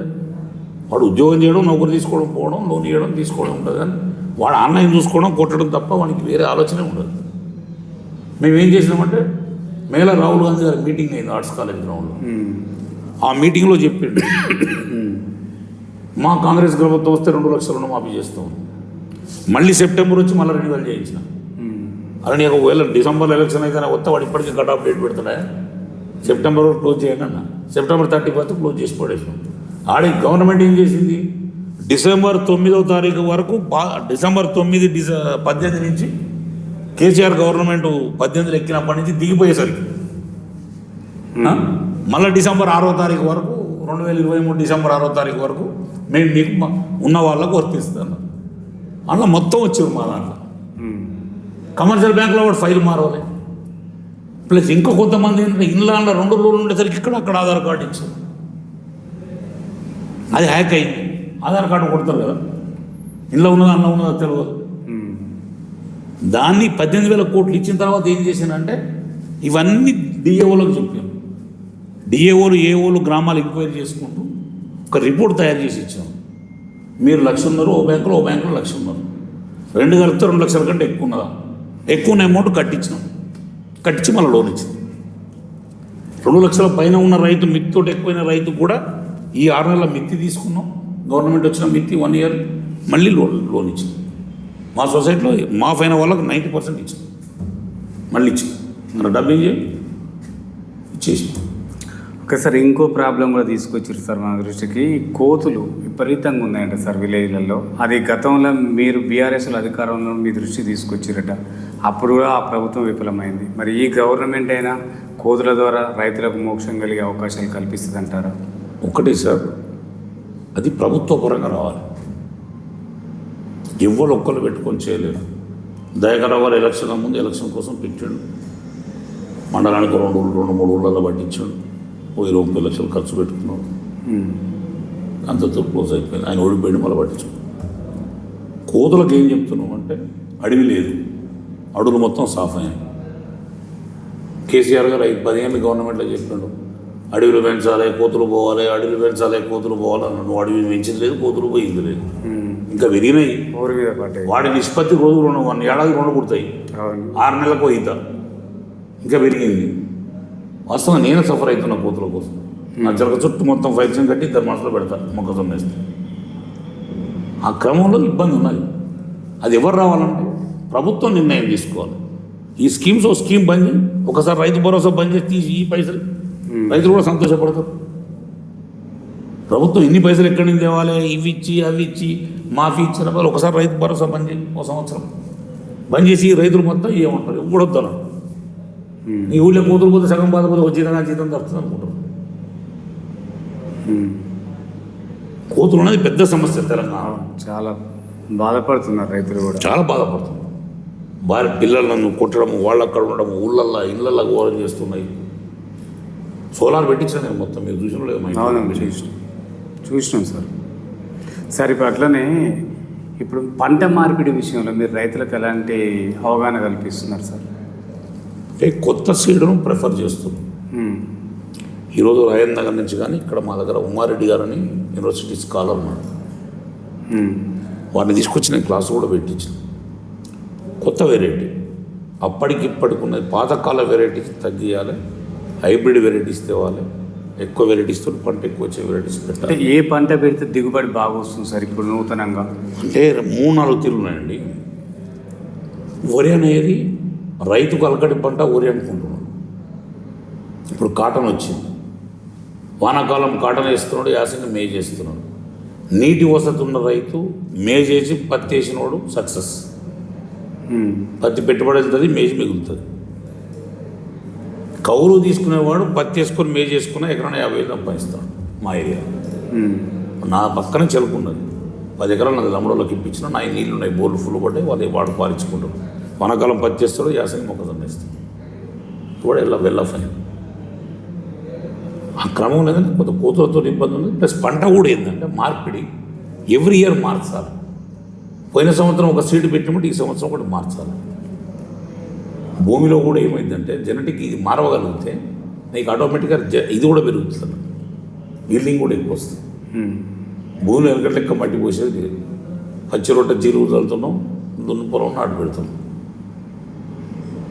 ఆ క్రమంలో ఏంటంటే కొంత సీడ్ పెరిగింది. ఇప్పుడు కూడా అవేర్నెస్ వచ్చింది రైతులకు బాగా. కలుపు మందు కొట్టడము, గడ్డి మందు కొట్టడము, మనిషి మెయిన్ పవర్ తగ్గించింది మొత్తం. స్ప్రేల ద్వారానే అవుతుంది. నేను ఒక డోనే పెట్టిన ఇక్కడ సొసైటీ నుంచి ఒక డోన్ పెడతాం. ఏ రైతుకు ఫెస్టేట్ చేయాలంటే ఆ డోన్ పోయి కొట్టి వస్తుంది. కాబట్టి కొంత అప్పటికిప్పుడు చాలా తేడా వచ్చింది, ఇంకా కూడా వస్తుంది. సార్ గత ప్రభుత్వంలో మారుమూల గ్రామాల్లో విద్యా వైద్యం ఏ విధంగా అందింది, ఇప్పుడున్న ప్రభుత్వంలో ఎట్లా అందుతుంది సార్? ఒకటి క్లియర్గా చెప్తాను. విద్యా వైద్యం ఏంటంటే గత ప్రభుత్వంలో విద్యను పట్టించుకోలేదనే ఉద్దేశంతో పిల్లలు మొత్తం ప్రైవేట్ స్కూళ్ళకి వెళ్ళిపోయింది. 2013-14 నుంచే పేరెంట్స్లో ఒక అభిప్రాయ భేదం వచ్చింది. ప్రైవేట్ స్కూల్లో చదవాలి, నేను కష్టపడ్డా, నా కొడుకు కష్టపడకూడదు అని 4,000-5,000 ఫీజు కట్టి కూడా ప్రైవేట్ స్కూల్లో జాయిన్ చేస్తున్నాం. ఆ అవేర్నెస్ ప్రజలనే వచ్చింది. ప్రభుత్వ స్కూల్లో చెప్పే టీచరు తన కొడుకును ప్రైవేట్ స్కూల్లో చేర్పిస్తాడు అంటే తన విద్య మీద తనకి నమ్మకం లేదు కదా, బయట వాడు ఎట్లా నమ్ముతాడు? ఇప్పుడు మీరు ఉపాధ్యాయులండి, మీరు అదే స్కూల్లో పనిచేస్తారు, మీరు ఆ ఊళ్ళోనే ఉంటారు మీ ఫ్యామిలీతోటి, మీ కొడుకును ప్రైవేట్ స్కూల్ పంపుతారు, మీరు ఉద్యోగం తీసుకుంటారు, నెలకు 50,000 లక్షలు. మీ కొడుకు మీ కొడుకు మీదే మీకు నమ్మకం లేదా? మీరు చెప్పే చదువు మీద, మీరు చెప్పే చదువు మీద ప్రజలకే నమ్మకం ఉంటుంది. అది రావాలి కదా, అవేర్నెస్ రావాలి కదా. ప్రతి ఉపాధ్యాయుడు నేను జీతం తీసుకుంటున్నా, నేను నా పిల్లవాడిని బయటికి పంపితే ఎట్లా అనే ఆలోచన ఏ ఒక్క ఉపాధ్యాయునికి ఉన్నదనండి ఈ సమాజంలో? ప్రభుత్వం ఎన్ని ఇస్తే ఏమైందండి? ప్రజల్లో అవేర్నెస్ రావాలి, చెప్పే ఉద్యోగస్తులు అవేర్నెస్ రావాలి. ఇప్పుడు ఇల్లు తిరుగుతున్నారు. నేను నాకు ఇప్పుడు మా ఉపాధ్యాయులు కలిసింది అక్కడ, పిల్లలు సార్ మీరు ఒక్కరోజు మీటింగ్ పెడతాం రాండి సార్. నేను ఎందుకు కొద్దిగా మీరు చెప్తే తింటారు సార్, మీటింగ్ పెట్టండి, వచ్చి మీరు పెట్టండి వస్తాను మా సర్పంచ్ గారు చెప్పి అది అందరూ పిలవంటారు. ఒక రోజు వస్తారు, స్కూల్ లేచిపోతే స్టాఫ్ పోతాం సార్, 7 స్టాఫ్ ఉన్నారు సార్, పోయినా సార్ అదేదో పైరవ్ చేసి మీరు ఇప్పించిన ఒక టీచర్ పోకుండా మళ్ళీ మీకు ఊరికే పైరవ్ చేయాలి చూస్తాను సార్. మాకు 10-50 మంది పిల్లలు 20 మంది పిల్లలు వచ్చినా మేము బయట ఏ పేరెంట్ అని పిలిచాడు కానీ వద్దు సార్ మా కొడుకుని అన్నారు ప్రైవేట్ స్కూల్లో పంపుతున్నాం, తోరూరు పంపుతున్నాం, తోరూరు నుంచి బస్సులు పోతాయి. కష్టం చేసి నాకు జీతం ఉన్న పొలగాడు కూడా వాళ్ళ కొడుకు బాక్స్ పట్టుకొని వచ్చి బస్సు ఎక్కుతారు. అంటే చదువు మీద ప్రయారిటీ పెరిగింది ప్రజలు. పిల్లలను చదివేయాలనే ఆలోచన లేబర్కు, కష్టం చేసేటోడికి, కూలివాడికి, వాడికి కూడా వచ్చింది. నేను పడ్డ కష్టం నా కొడుకు పడద్దు అనే ఫీలింగ్ ప్రజల్లో వచ్చింది. బాగా అవేర్నెస్ వచ్చింది. చదువుకున్నాడు, అన్ఎడ్యుకేటెడ్ కూడా వచ్చింది. ఆ క్రమంలో ఏమవుతానంటే ప్రభుత్వాలు ఎన్ని పెట్టినా నమ్మట్లేదు ప్రజలు. ఈ ప్రభుత్వం కొద్దిగా చేసింది సార్, ఏ మాటకైతే కానీ కేసీఆర్ గవర్నమెంట్ మీద కంపేర్ చేసినప్పుడు రేవంత్ రెడ్డి గారు వచ్చినాక స్కూల్ ఓపెన్ కాకముందుకే బుక్స్ వచ్చినాయి. గత ప్రభుత్వంలో స్కూల్ ఓపెన్ అయ్యాక ఆగస్టు సెప్టెంబర్లో కూడా బుక్కులు రాలేదు. అవును ఉన్న ఫ్యాక్ట్ చెప్తున్నా. ఆనాడున్నా ఈరోజు అవును, అది వాస్తవం. బుక్కులు రాలే. ఈరోజు మేలనే వచ్చినాయి. మే 15వ తారీఖున అన్ని స్కూళ్ళకు బుక్స్ వచ్చినాయి. జూన్ 12వ తారీఖు స్కూల్ ఓపెన్ చేయగానే బుక్స్ మొత్తం ఇచ్చారు. అంటే ఎడ్యుకేషన్ వ్యవస్థ దెబ్బతినకుండా ఉండాలంటే వీటన్నిటికి కారణం. హాస్టల్లో భోజనం పెట్టాలి, కరెక్ట్గా భోజనం పెట్టాలంటే హాస్టల్ వార్డెన్ అసలు పట్టించుకునే వాళ్ళు లేదు. అది ఒక్కసారి అవేర్నెస్ ఎట్లా వస్తుందండి పిల్లలకు? నువ్వు మిడ్ డే మీల్స్ అని పెట్టేది అనమాట. వాడు తినపోయి కొద్దిగా స్కీమ్స్ పెట్టి రేవంత్ రెడ్డి గారు వచ్చిన కొన్ని డబ్బులు వేయించాడు. అవేర్నెస్ వచ్చిన ప్రజల్లో అవేర్నెస్ వచ్చి జాయిన్ అవుతలేదు. గ్రామాల్లో అవేర్నెస్ రావాలి. ఇది ప్రభుత్వ బడి, ఇది మనది, వీళ్ళని కూడా పనిచేయాలని. ఊళ్ళో ఉన్న ఎడ్యుకేటెడ్స్ కూడా, గ్రామాల్లో రిటైర్ అయిన ఎంప్లాయీస్ ఎడ్యుకేటెడ్స్ కూడా ఉంటారు. మా స్కూల్ ఏమైతా, మా టీచర్లు చెప్తున్నారా, నేను ఎంక్వైరీ చేయాలి. తప్పే ఉన్నదండి. ఎమ్మెల్యే ఎంపీ చేయాల్సిన అవసరం లేదు కదా. ఊళ్ళో మీలాంటి మేధావి వర్గాలు వాళ్ళు ఉన్నప్పుడు పోయి మాట్లాడితే సమాధానం వస్తుంది కదా. భయం ఉంటుంది కదా ఎంప్లాయీకి కూడా. వాడు స్కూల్ పోయి తలాల పడే. ఏ ఉద్యోగస్తుని బాధ్యత ఉన్నదా? వాడు రియల్ ఎస్టేట్ చేస్తాడు, వాడు గిరిగిరి చేస్తాడు, ఎవరి పనిలో వాడు పడతాడు. ఎప్పుడు గంట కొడతామో మధ్యాహ్నం 1 గంట కాగానే పోతారు. మన అడ్మినిస్ట్రేషన్ ఉన్నదండి. టీచర్లు అందరూ అట్లా ఉన్నారంటారా సార్? అందరూ అట్లున్నారంటే వ్యవస్థ మీద చెప్తున్నారు. కొంతమంది నీతిమంతులు ఉన్నారు, పని చేయాలని ఉన్నారు. కానీ దొంగలు ఎక్కువైనప్పుడు పని చేసేటప్పుడు ఒక్కడున్నప్పుడు ఏం నడుస్తుందండి? వాడి బలం ఎక్కువ ఉన్నది కదా. వాడు నీతిగా చేయాలనేటోడు ఉంటాడు. మీరంటోడు చేసినప్పుడు 4 దొంగలు ఉండే మీ స్కూల్లోనే మీరు ఉంటే, 6 పంతులు ఉంటే 2 వీళ్ళు ఉండే, 4 ఎప్పుడు తాళాలు పడదామా, లేకపోతే ఎప్పుడు ఏం పని చేద్దాం, ఎప్పుడు పత్రాలు అనేటప్పుడు కొంతమంది ఉంది. మనకేం వ్యవస్థ నడుస్తుందండి? అంటే నేను ఉపాధ్యాయులు, నేను విమర్శించడానికి కాదు, వాళ్లకు బాధ్యత రావాలి. నేను నెలకు 50,000 60,000 జీతం తీసుకుంటున్నాను. దీనికి తగ్గ ఫలితం పని చేయాలి. ఈ ప్రభుత్వానికి మంచి పేరు తేవాలి. ఈ పిల్లలను ప్రయోజకులు చేయాలి. ఈ పిల్లలను ప్రయోజకులు చేస్తే రేపు సమాజం బాగుపడుతుంది. వీళ్ళందరూ ఎడ్యుకేటెడ్స్ అయితే బయటికి పోతే సొసైటీలో గౌరవం పెరుగుతుంది, వాళ్ళ కుటుంబాల గౌరవం పెరుగుతుంది. అన్నిటికీ విద్య కాదండి. వాజ్పేయి గారు ఏం చెప్పారు? మానవుడికి విద్య, వైద్యం 2 ఉంటే చాలు, ఈ భారతదేశంలో ఏమి ఇవ్వాల్సిన అవసరం లేదన్నారు వాజ్పేయి గారు ప్రధానమంత్రి ఉన్నప్పుడు. Yes, correct. విద్య, వైద్యం ఉంటే ఏం కావాలి? పేదవాడికి ఫ్రీగా విద్య, ఫ్రీగా వైద్యం దొరుకుతుంది. ఇవేగా సార్ ఇంపార్టెంట్ కావాల్సినవి కూడా. ఈ 2 చేయగలుగుతాయి. అంతకంటే ఏం కావాలండి? ఈ 2 చేయగలిగినప్పుడు ఏ ప్రభుత్వం అయినా, not only TRS, Congress, BJP చెప్పట్లేదు, కేంద్ర ప్రభుత్వం కూడా దీన్ని శ్రద్ధ పెట్టాలి. రాష్ట్ర ప్రభుత్వాల మీద వదిలేసి ఊరుకోవద్దు. ఎన్ని స్కీములు ఇస్తున్నాం. ఇవాళ గంట దూరం ఎందుకు పోతారు? ఇవాళ గుజరాత్, మహారాష్ట్ర, మధ్యప్రదేశ్, అమిత్ షా గారు కోఆపరేటివ్ మినిస్టర్, సెంట్రల్ మినిస్టర్, ప్రతి 5,000 జనాభాకు ఒక సొసైటీ. బీజేపీ ప్రభుత్వం వచ్చిన తర్వాత కోఆపరేటివ్ వ్యవస్థను బాగా డెవలప్ చేసింది. మరి మన స్టేట్లో ఎందుకు లేదంటే నాబార్డ్ ఫండ్స్ వచ్చినాయి. ఇప్పుడు ఇవన్నీ ఆ ఫండ్స్ తోటే నేను కట్టింది. ఇది కట్టినా, గోడౌన్ కట్టినా, పెట్రోల్ పంప్ పెట్టినా, రైస్ మిల్ పెడుతున్నా, ఇప్పటికి 5 కోట్లు తెచ్చినప్పుడు. కానీ నేను దిగిపోయినా చేసేటోడు చేయాలి కదా.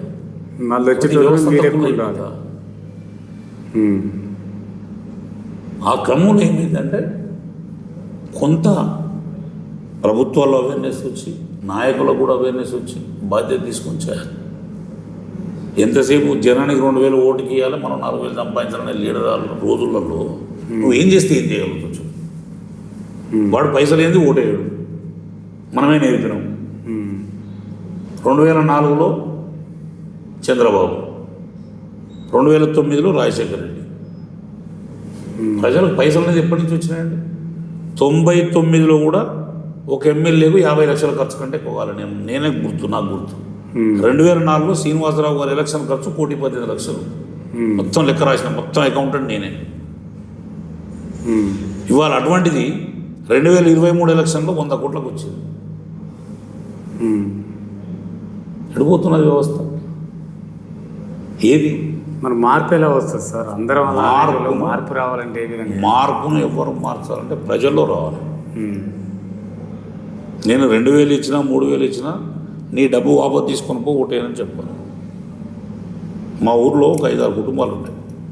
సర్పంచ్ ఎలక్షన్లో అయితే అందరూ మంచినట్టు నేను 1000 రూపాయలు పంపించాను. ఒక గౌడ్స్ ఉండే, ఒక 3 గౌడ్స్ పెద్ద మనుషులు, ఏదో చిన్న కష్టం వస్తే సాయం చేసిపోయి వాళ్ళ కుటుంబంలో పోయి ఆ ముసళ్ళకి 2000 2000 ఇచ్చి వచ్చారు. ఆ డబ్బు పట్టుకొని వచ్చి నేను ఇంటి దగ్గర దొడి దగ్గర కూర్చుంటే అక్కడికి వచ్చి ఇచ్చిపోయాను. ఏం పెద్ద మనిషి ఎందుకు ఇచ్చినావు అంటే ఈ పైసలు ఇస్తే నాకు నీతో ఏమక్కర్లేదా, మాకేమైనా పని పడితే నీకు పైసలు ఇవ్వాలన్నా, నాకు ఎన్నో పనులు చేసి పెట్టినావు కష్టం వస్తే, నా కొడుకులో చేసినావు, స్కూల్లో చదివించినావు, మా మనవలో ఇప్పించినావు, ఎన్నో దిక్కున నౌకర్లు ఇప్పించినావు, ఎన్నో చేసినావు, నీకు ఈ 2000 నాకు ఎందుకు పంపినావు అని వాళ్ళు భార్యాభర్తలు ముసలు నడవలేని ప్రతి వచ్చి పైసలు ఇచ్చిపోయాను. ఆ అవేర్నెస్ రావాలి ప్రజల్లో. ఈ 1000 ముఖ్యం కాదు, ఈ 1000తోటే మనం తినట్లేదు, ఈ 1000 రాకపోయినా బతుకుతాము అనేది అయితే ఉన్నది కదా. మనం అలవాటు చేస్తున్నాం, మందు ఇస్తున్నాం, పైసలు ఇస్తున్నాం, తాగండి ఎంజాయ్ చేయమంటున్నాం. వాళ్ళు మిమ్మల్ని అడిగిరా నువ్వు పైసలు ఇవ్వని? 2004లో గవర్నమెంట్ రావాలి, 99లో గవర్నమెంట్ రావాలని చంద్రబాబు ఖర్చు పెట్టాడు. మళ్ళీ 2004లో నేను రావాలి, చంద్రబాబు రాజశేఖర్ రావద్దు అని చెప్పి చంద్రబాబు ఇచ్చాడు. అప్పటి నుంచే కదా పైసలు స్టార్ట్ అయ్యింది. 2009లో రాజశేఖర్ కమ్ముగా ముఖ్యమంత్రి కూడా రాజశేఖర్ ఇచ్చాడు. ఒక్కొక్కరు 20-30 కోట్లు ఇచ్చాడు, 10 కోట్లు 15 కోట్లు ఇచ్చాడు. 2014 వచ్చారు కేసీఆర్ గారు గవర్నమెంట్ ఉద్యమంలో వచ్చినా కూడా పైసలు, అప్పుడు ఉద్యమ మూవ్మెంట్ గవర్నమెంట్ తెలంగాణ తెచ్చిందని చెప్పి కొంత ఖర్చు తక్కువైంది, ఆ మూమెంట్తో గెలిచిపోయారు. 2018కి వచ్చారు కేసీఆర్ అని తక్కువ ఇచ్చిండ, మనిషికి 20 కోట్లు 30 కోట్లు ఇచ్చాడు. డబ్బే రాజ్యం అయిపోయింది. మొన్న ఏమైంది, ఒక్కొక్క పార్టీ 20 కోట్లు 30 కోట్లు ఇచ్చింది. నేను ఈ పార్టీని ఆ పార్టీని అంటే అన్ని పార్టీలు ఇవ్వాల్సింది. సార్ ప్రజలు మొత్తం కూడా ఉచితాల పైన, అసలు ఉచితాలు వద్దంటున్నారు సార్, మీ అభిప్రాయం ఏంటి ఉచితాల పైన? ఉచితాలు ఇవ్వాలండి, ఏదైతే నిత్యవసరమైన వస్తువు ఉన్నదో దానికి ఇవ్వాలి. మీరు ఉచితం ఇవ్వండి. ఏం ఉచితం ఇస్తున్నారు మీరు ఇచ్చే ఉచితం? అలాగే రైతుకి ఇస్తున్నావు, ఇవి తప్పులేదు. 2000 పెన్షన్ ఎవరికి ఇవ్వాలి? నువ్వు 55 అన్నాడు, అవసరమా? దాన్ని పెన్షన్ అనే సిస్టమ్ విధానం ఎట్లుండాలంటే పిల్లలు లేని వాళ్ళను, పోషణ లేకుండా బతకలేని భరించలేని వాళ్ళని ఎంక్వైరీ చేసుకొని రిపోర్ట్ చేసేయాలి. ఒక తల్లిదండ్రి దాదాని కొడుకు ఉద్యోగస్తులు అయితే వాళ్ళ జీతంలో కటింగ్ పెట్టు, ఆర్డర్ది జీవోది, వాడు ఎందుకు దాదరండి అనే బాధ్యత లేదా? ఈ పిల్లలు కనలేదా? ఇవాళ పుట్టిన పిల్లలు, నీకు పుట్టిన పిల్లలు అపురూపం, అయ్యో బొమ్మనం అంటాను, నీ తల్లిదండ్రి కాడికి వచ్చారు మరి అత్తద్రోహం చేస్తున్నావు ఎందుకు?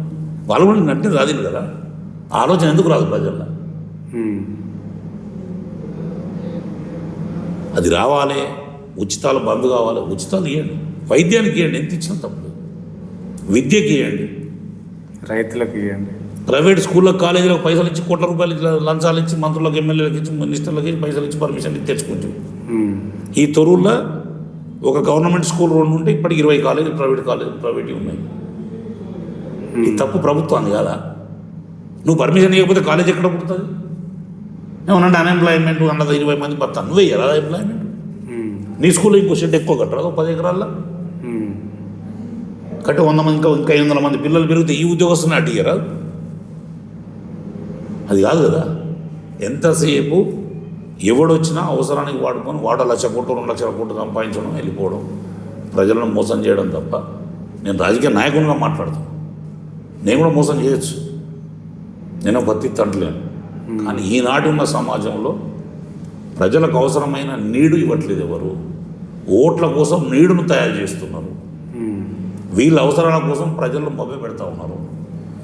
కాంగ్రెస్ని ఎవరు అడిగినండి ఇన్ని పథకాలు ఇవ్వని అడిగినండి, గవర్నమెంట్ రావాలని ఇచ్చింది.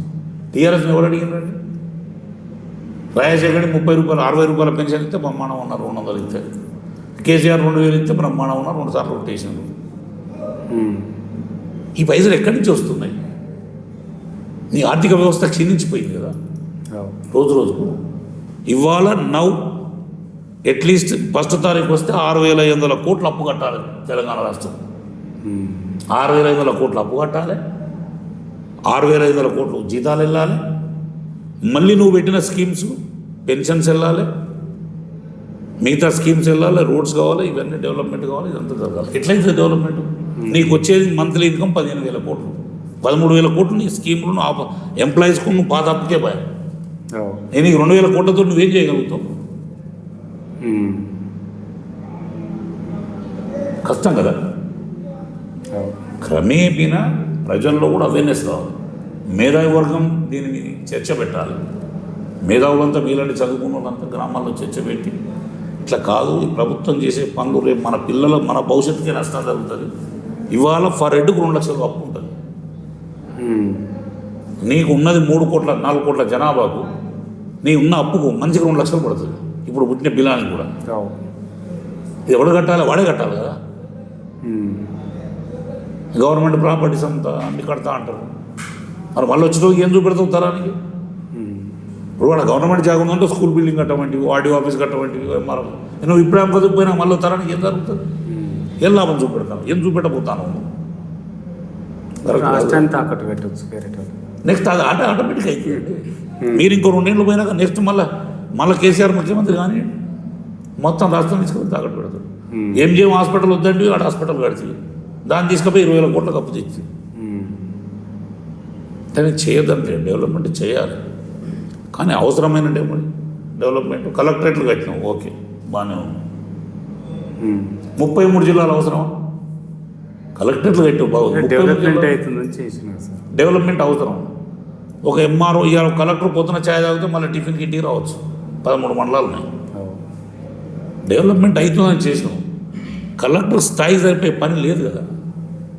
ఒక ఐఏఎస్ ఎంజాయ్ చేస్తూ ఉన్నాడు, బయటకు వచ్చి చేయలేడు, ఆఫీస్లో పని లేదు. 30 మండలాలకు ఒక కలెక్టర్ చేస్తే 2 కలెక్టరేట్ చేస్తే సరిపో. ప్రతి పార్లమెంట్కి ఒక కలెక్టరేట్ చేస్తే సరిపో. అవును, కలెక్టరేట్ చేస్తే ఎక్స్పెన్సివ్. నేనేంటే డెవలప్మెంట్ అవుతున్నది, ఎక్స్పెన్స్ కూడా చూడాలి కదా. కుండలను ఎంత కుక్క తినది ఎంత తెలియకుండా వ్యవహారం చేస్తే ఫెయిల్ అవుతాం కదా. అంటే మీరు అప్పుడు మరి కేసీఆర్ గారికి మీరు సలహా ఇవ్వచ్చు కదా సార్? అప్పుడు మేము 14 తర్వాత కంటే ముందే మసాలాలు పనిచేసినాయి. 14 తర్వాత చెప్తాను కదా మీకు, నమస్కారం పెడితే ఆ సంతోషించగలవని. నేను పిలిస్తే పోతే సార్ బాగున్నాం అంటే అడిగే సంబరపడడం వచ్చింది. ఎప్పుడైనా బర్త్డే నాకు పోయి పూలదండ ఇచ్చి బోకే ఇచ్చి రాగానే 1000 మంది ఉండేది. సార్ నమస్కారం, బాగున్నారా? బాగున్నారు, అడ్మిషన్ బాగున్నాడు. మాకు అప్పటికే బట్టలు తెరిచి ఆయన ముఖ్యమంత్రి కాకముందుకు ఉన్న కేసీఆర్ వేరు, ముఖ్యమంత్రి అయినాకున్న కేసీఆర్ వేరు.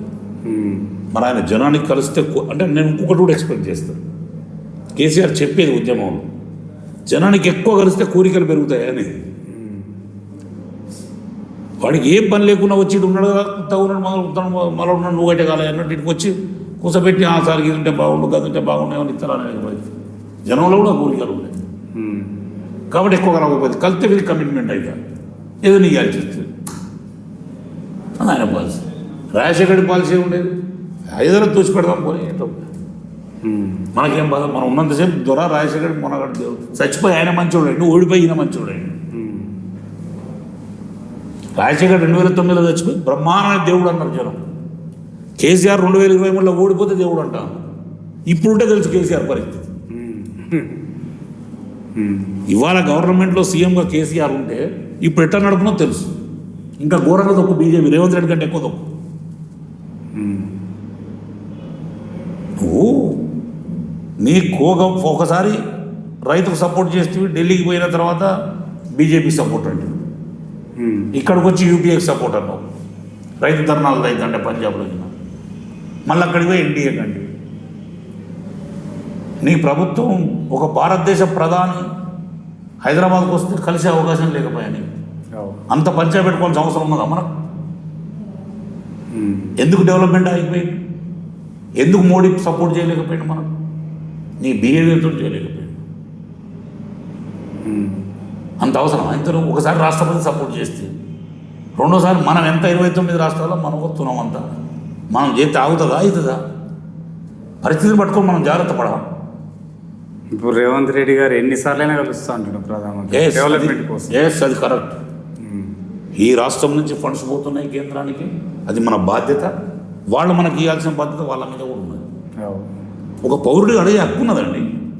మన రాష్ట్రం నుంచి నిధులు పోవట్లేదు సెంట్రల్ గవర్నమెంట్ పోతున్నాయి. ఎందుకు అడగదు? గుజరాత్ను మహారాష్ట్ర మధ్యప్రదేశ్కి ఫండ్స్ ఇస్తున్నాం ఎక్కువ, మాకు ఎందుకేమో ఎందుకు అడగదు? మేము పౌరులం కాదా? మేము పన్ను కట్టట్లేదా? కేంద్ర ప్రభుత్వానికి మా డబ్బు కూడా వస్తుంది కదా, మా ప్రజలు కట్టే పన్ను వస్తున్నది కదా, మరి మమ్మల్ని ఎందుకు తీసుకోవాలి ఇక్కడ అని అడుగుతా ఉన్నాం. తప్పే ఉన్నది. ముఖ్యమంత్రి వేరు, ప్రధానమంత్రి వేరు కాదు కదా, ఇద్దరు ప్రజాప్రతినిధి కదా. న్యాయ ప్రకారంగా అడగాల్సిన వాటి అడగాలి కదా. పార్టీలు వేరు కావచ్చు, బయటకు వచ్చినప్పుడు నీ పార్టీ నువ్వు చెప్పుకో, ఆయన పార్టీ ఆయన చెప్పుకుంటాడు. కానీ మర్యాద సంస్కారంలో కలవడం తప్పే. ఆయన హైదరాబాద్కి వస్తే నువ్వు రానంటివి, రామాంజస్ నీ ప్రోగ్రామ్కి వస్తే పార్టీ ప్రోగ్రామ్ పోకు, ఎయిర్పోర్ట్లో కలిసి నమస్కారం పెట్టు, మినతి పత్రం ఇచ్చి ప్రజలకు ఉచ్చాలు చేయరా? నేను ఇచ్చిన కేసీఆర్ పోయి ప్రధానమంత్రి కలిసి నువ్వు గిన్ని పథకాలు ఇచ్చింది, గిన్ని కావాలని అడిగి నువ్వు కోరిన నుంచి మీడియా మీసంలో మీడియా ముందర పెడితే బ్రహ్మాండంగా ఆయన ఎక్స్పోజ్ అయిపోయి వాడు జీరో అయిపోయాడు. నువ్వు జీరో చేసే విధానం చేయకుండా నువ్వు నేను బాను, నేను హీరోను, నేను మునగాన్ని అంటే నడుస్తుంది. అది పెద్ద ఆయన పెద్ద పోస్ట్ కదా, మర్యాద ఇవ్వాలి కదా ఎదురు వ్యక్తికి. అక్కడ నీ పార్టీ వేరు కావచ్చు, రాజకీయం వేరు కావచ్చు, 100 తిట్టు. ఇప్పుడు రేవంత్ రెడ్డి తిడతాడా బీజేపీని? తిడతాడు కదా విషయానికి వచ్చినప్పుడు. మరి అభిప్రాయానికి వచ్చినప్పుడు పోతున్నాడు కదా, తిడుతూనే ఉండి పోతూనే ఉండి. అమిత్ షా దగ్గరికి పోతున్నాడు, ఫండ్స్ వస్తూనే ఉన్నాయి, కేంద్ర ప్రభుత్వం కూడా ఇచ్చింది. కేసీఆర్ కంటే ఎక్కువ ఇచ్చాను. నేను నోటీసులు లేదా నాకున్నవాడు చెప్తున్నా. లాస్ట్ 18 to 23లో కేసీఆర్ కేంద్ర ప్రభుత్వం దగ్గర ఫెయిల్ అయింది.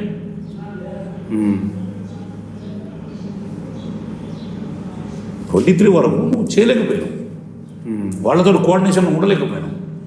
నేను జాతీయ పార్టీ పెడతా, నన్ను నరేంద్ర మోడీ బదిలాడుతున్నాను, దూరం పెట్టుకున్నావు. పెట్టినాడు పెడితే ఇప్పుడైతే వాడుకో. కొత్త రాష్ట్రం కదా, అభివృద్ధి కావాలి కదా. నీ ఈగోతో రాష్ట్రానికి వచ్చే ఫండ్స్ నష్టపోయాను. కేసీఆర్ గారు ఈగోతోటి మన రాష్ట్రానికి రాసిన ఫండ్స్ ఉండపోయినాయి. కొద్దిగా నువ్వు కోసం అమ్ముకొని ప్రధానమంత్రి దగ్గర పోయి మా చంద్రబాబు ఎట్లా తెచ్చుకుంటాను ఆడిస్తున్నాడు. ఇప్పుడు ఇట్లా ఆట ఆడిస్తాను. జగన్కి అవకాశం దొరకలే. ఇలా మెజార్టీ రాకుండా 2/3 మెజార్టీ వాళ్ళకే వచ్చింది. ఇవాళ ఈయన అవసరం ఆయన పడ్డది. ఇప్పుడు ఇట్లా తిప్పుతున్నాడు నితీష్ని పట్టుకొని. ఇట్లాంటి ఎటు తిరుగుతాడు, అటు తిరుగుతాడు. యోగా కూడా వచ్చింది ఇవాళ.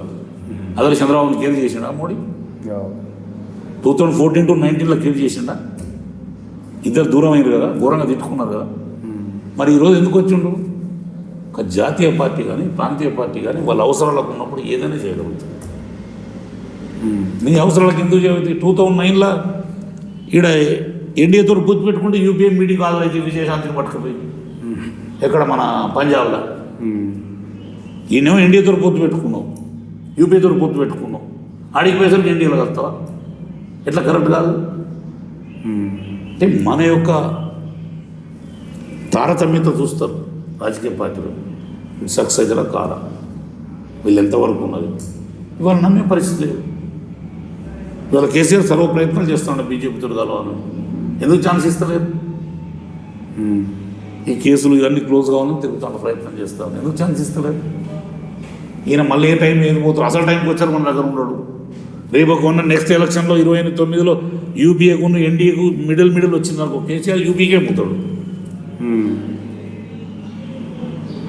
కొద్దిగా ఆర్ఎస్ఎస్ పార్టీ కదా, వాళ్ళ కంట్రోల్ ఉంటుంది కదా. యూపీఏ అయితే ఏదైనా చేయొచ్చు. కాంగ్రెస్ పార్టీలో ప్రజాస్వామ్యం టీఆర్ఎస్ ఉన్నదా? నేను మా కడియాస్ డైరీ కొండమూళ్ళు అంతా మీటింగ్లు పెట్టి ప్రెస్లు పెట్టి తిట్టుకున్నారు. బీజేపీలో తిట్టుకుంటారా లేకపోతే టీఆర్ఎస్లో తిట్టుకుంటారు? చలో బులా ఉంటారు, చల్ల అసలు క్రమశిక్షణ యాక్షన్ ఉంటుంది. కాంగ్రెస్ పార్టీ ఉంటుందా? ఎంబడే ప్రాంతీయ పార్టీ అయితే ఈ పార్టీకి నోటీస్ ఇచ్చి సస్పెండ్ చేసి పడుతుంది. నేను వాళ్ళు ఏం మాట్లాడుకున్నారు? ఇద్దరు అన్న మాట్లాడే పద్ధతినా? ఆ క్రమంలో కొంత మంచి ఉంటుంది, చెడు ఉంటుంది కదా సార్. ఇప్పుడు మొత్తం యువత కూడా మొత్తం డ్రగ్స్కు బానిసలు అవుతున్నారు సార్. అలా జీవితాలు కూడా చిన్న భిన్నమవుతున్నాయి. మార్పులు రావాలంటే ఎలాంటి చట్టాలు రావాలా? రాజకీయ నాయకులు మారాలా? నీకు ఒకటేనండి, యువతలో మార్పు రావాలంటే ప్రభుత్వం మార్చాలి. చట్టాన్ని తీసుకొచ్చేదాంట్లో కఠినంగా ఉండాలి. ఇప్పుడు మీరున్నారు, మీ పిల్లవాడు ఉన్నాడు, గంజాయికి అడిక్ట్ అవుతున్నాడు, మీకు ఇంకో చిన్న కొడుకు ఉన్నాడు, వాడు అడిక్ట్ కాకుండా ఏం చేయాలి? మీ పెద్దోని కఠినంగా శిక్షించినా మీరు కాంప్రమైజ్ కావద్దు. మళ్ళీ నాటం దగ్గర పైరేకి వచ్చి పోలీస్ స్టేషన్ పైరేకి చేయించవద్దు. చిన్నోడు ఖరాబ్ కాకుండా ఉంటాడు. ఆ క్రమంలో ప్రభుత్వం కూడా సీరియస్ తీసుకోవాలి. ఇవాళ రేవంత్ రెడ్డి వచ్చినాక ఏసీబీ రేట్స్ విపరీతంగా పెరిగినాయి. ఉద్యోగస్తులు ఉత్సవోసుకుంటున్నారు. స్టార్ట్ అయింది. ఒక నయ్యే ఛాన్స్ ఇస్తలేడు. ఏసీబీ కేసు పట్టకపోతే ఒప్పుకుంటలేడు. ఏసీబీ కేసు వాడు నా సొంతం పట్టుకుని నాకు ఇచ్చేయాలంటే గిరౌట్ అంటున్నాడు. అటువంటి నిర్ణయం రావాలి. కేసీఆర్ గారు అన్నారు కానీ అమలు చేయలేకపోయాడు. ఫోన్ ట్యాపింగ్ ఏంటండి? పెండ్లా మొగలు స్వేచ్ఛ లేకుండా చేసినవే. నీకు అవసరం ఉన్న నాయకులు హీరోయిన్లకు ఫోన్ చేసేటట్టు చేసుకున్నావే. ఆ ప్రభాకర్ అయింది ఏంటిది, అది ఎటు పోయింది? నా ఫోన్ ట్యాపింగ్ చేసి నా పైసలు కూడా దొరికినాయి. ఎలక్షన్లో అప్పుడు 50 లక్షలు మిమ్మల్ని కూడా చేసారు. నేను ఎప్పుడైతే పార్టీ మారినా రాత్రి రోజు నా నెంబర్ దొరకబడి తెల్లారి నుంచి నాయమటే పడి పరతగిరిలో అడ్డా పెట్టి నాయమడి కూడా పడి ఆ డ్రైవర్ నా కార్లో 50 లక్షలు దొరికా సీజా కారు ఇప్పించుకుంటే పైసలు అట్టే ఉన్నాయి, కేసు నడుస్తూనే ఉన్నాయి. ఆ పైసలు ఎలక్షన్ పైసలు కావు. మా CEO చేపల వ్యాపారం చేస్తాం. మా డ్రైవర్ని ఏమంటే ఇస్తే పోయి పైసలు తీసుకురమంటే పోయి తీసుకొచ్చిన ఎలక్షన్ వాని ఫోన్ ట్యాప్ చేస్తే దొరికి ఝాన్సీ పైసలు పెట్టి చెప్పంటారు. ఝాన్సీ కేసు వేసేసిన పేరు ఇచ్చాం. అందుకని నేను ఏమంటున్నా అంటే ఈ కఠినమైన చట్టాలు తేవాలి, మొండి నిర్ణయాలు తీసుకోవాలి. తీసుకుంటే రాబోయే వ్యవస్థలు లాభం జరుగుతుంది.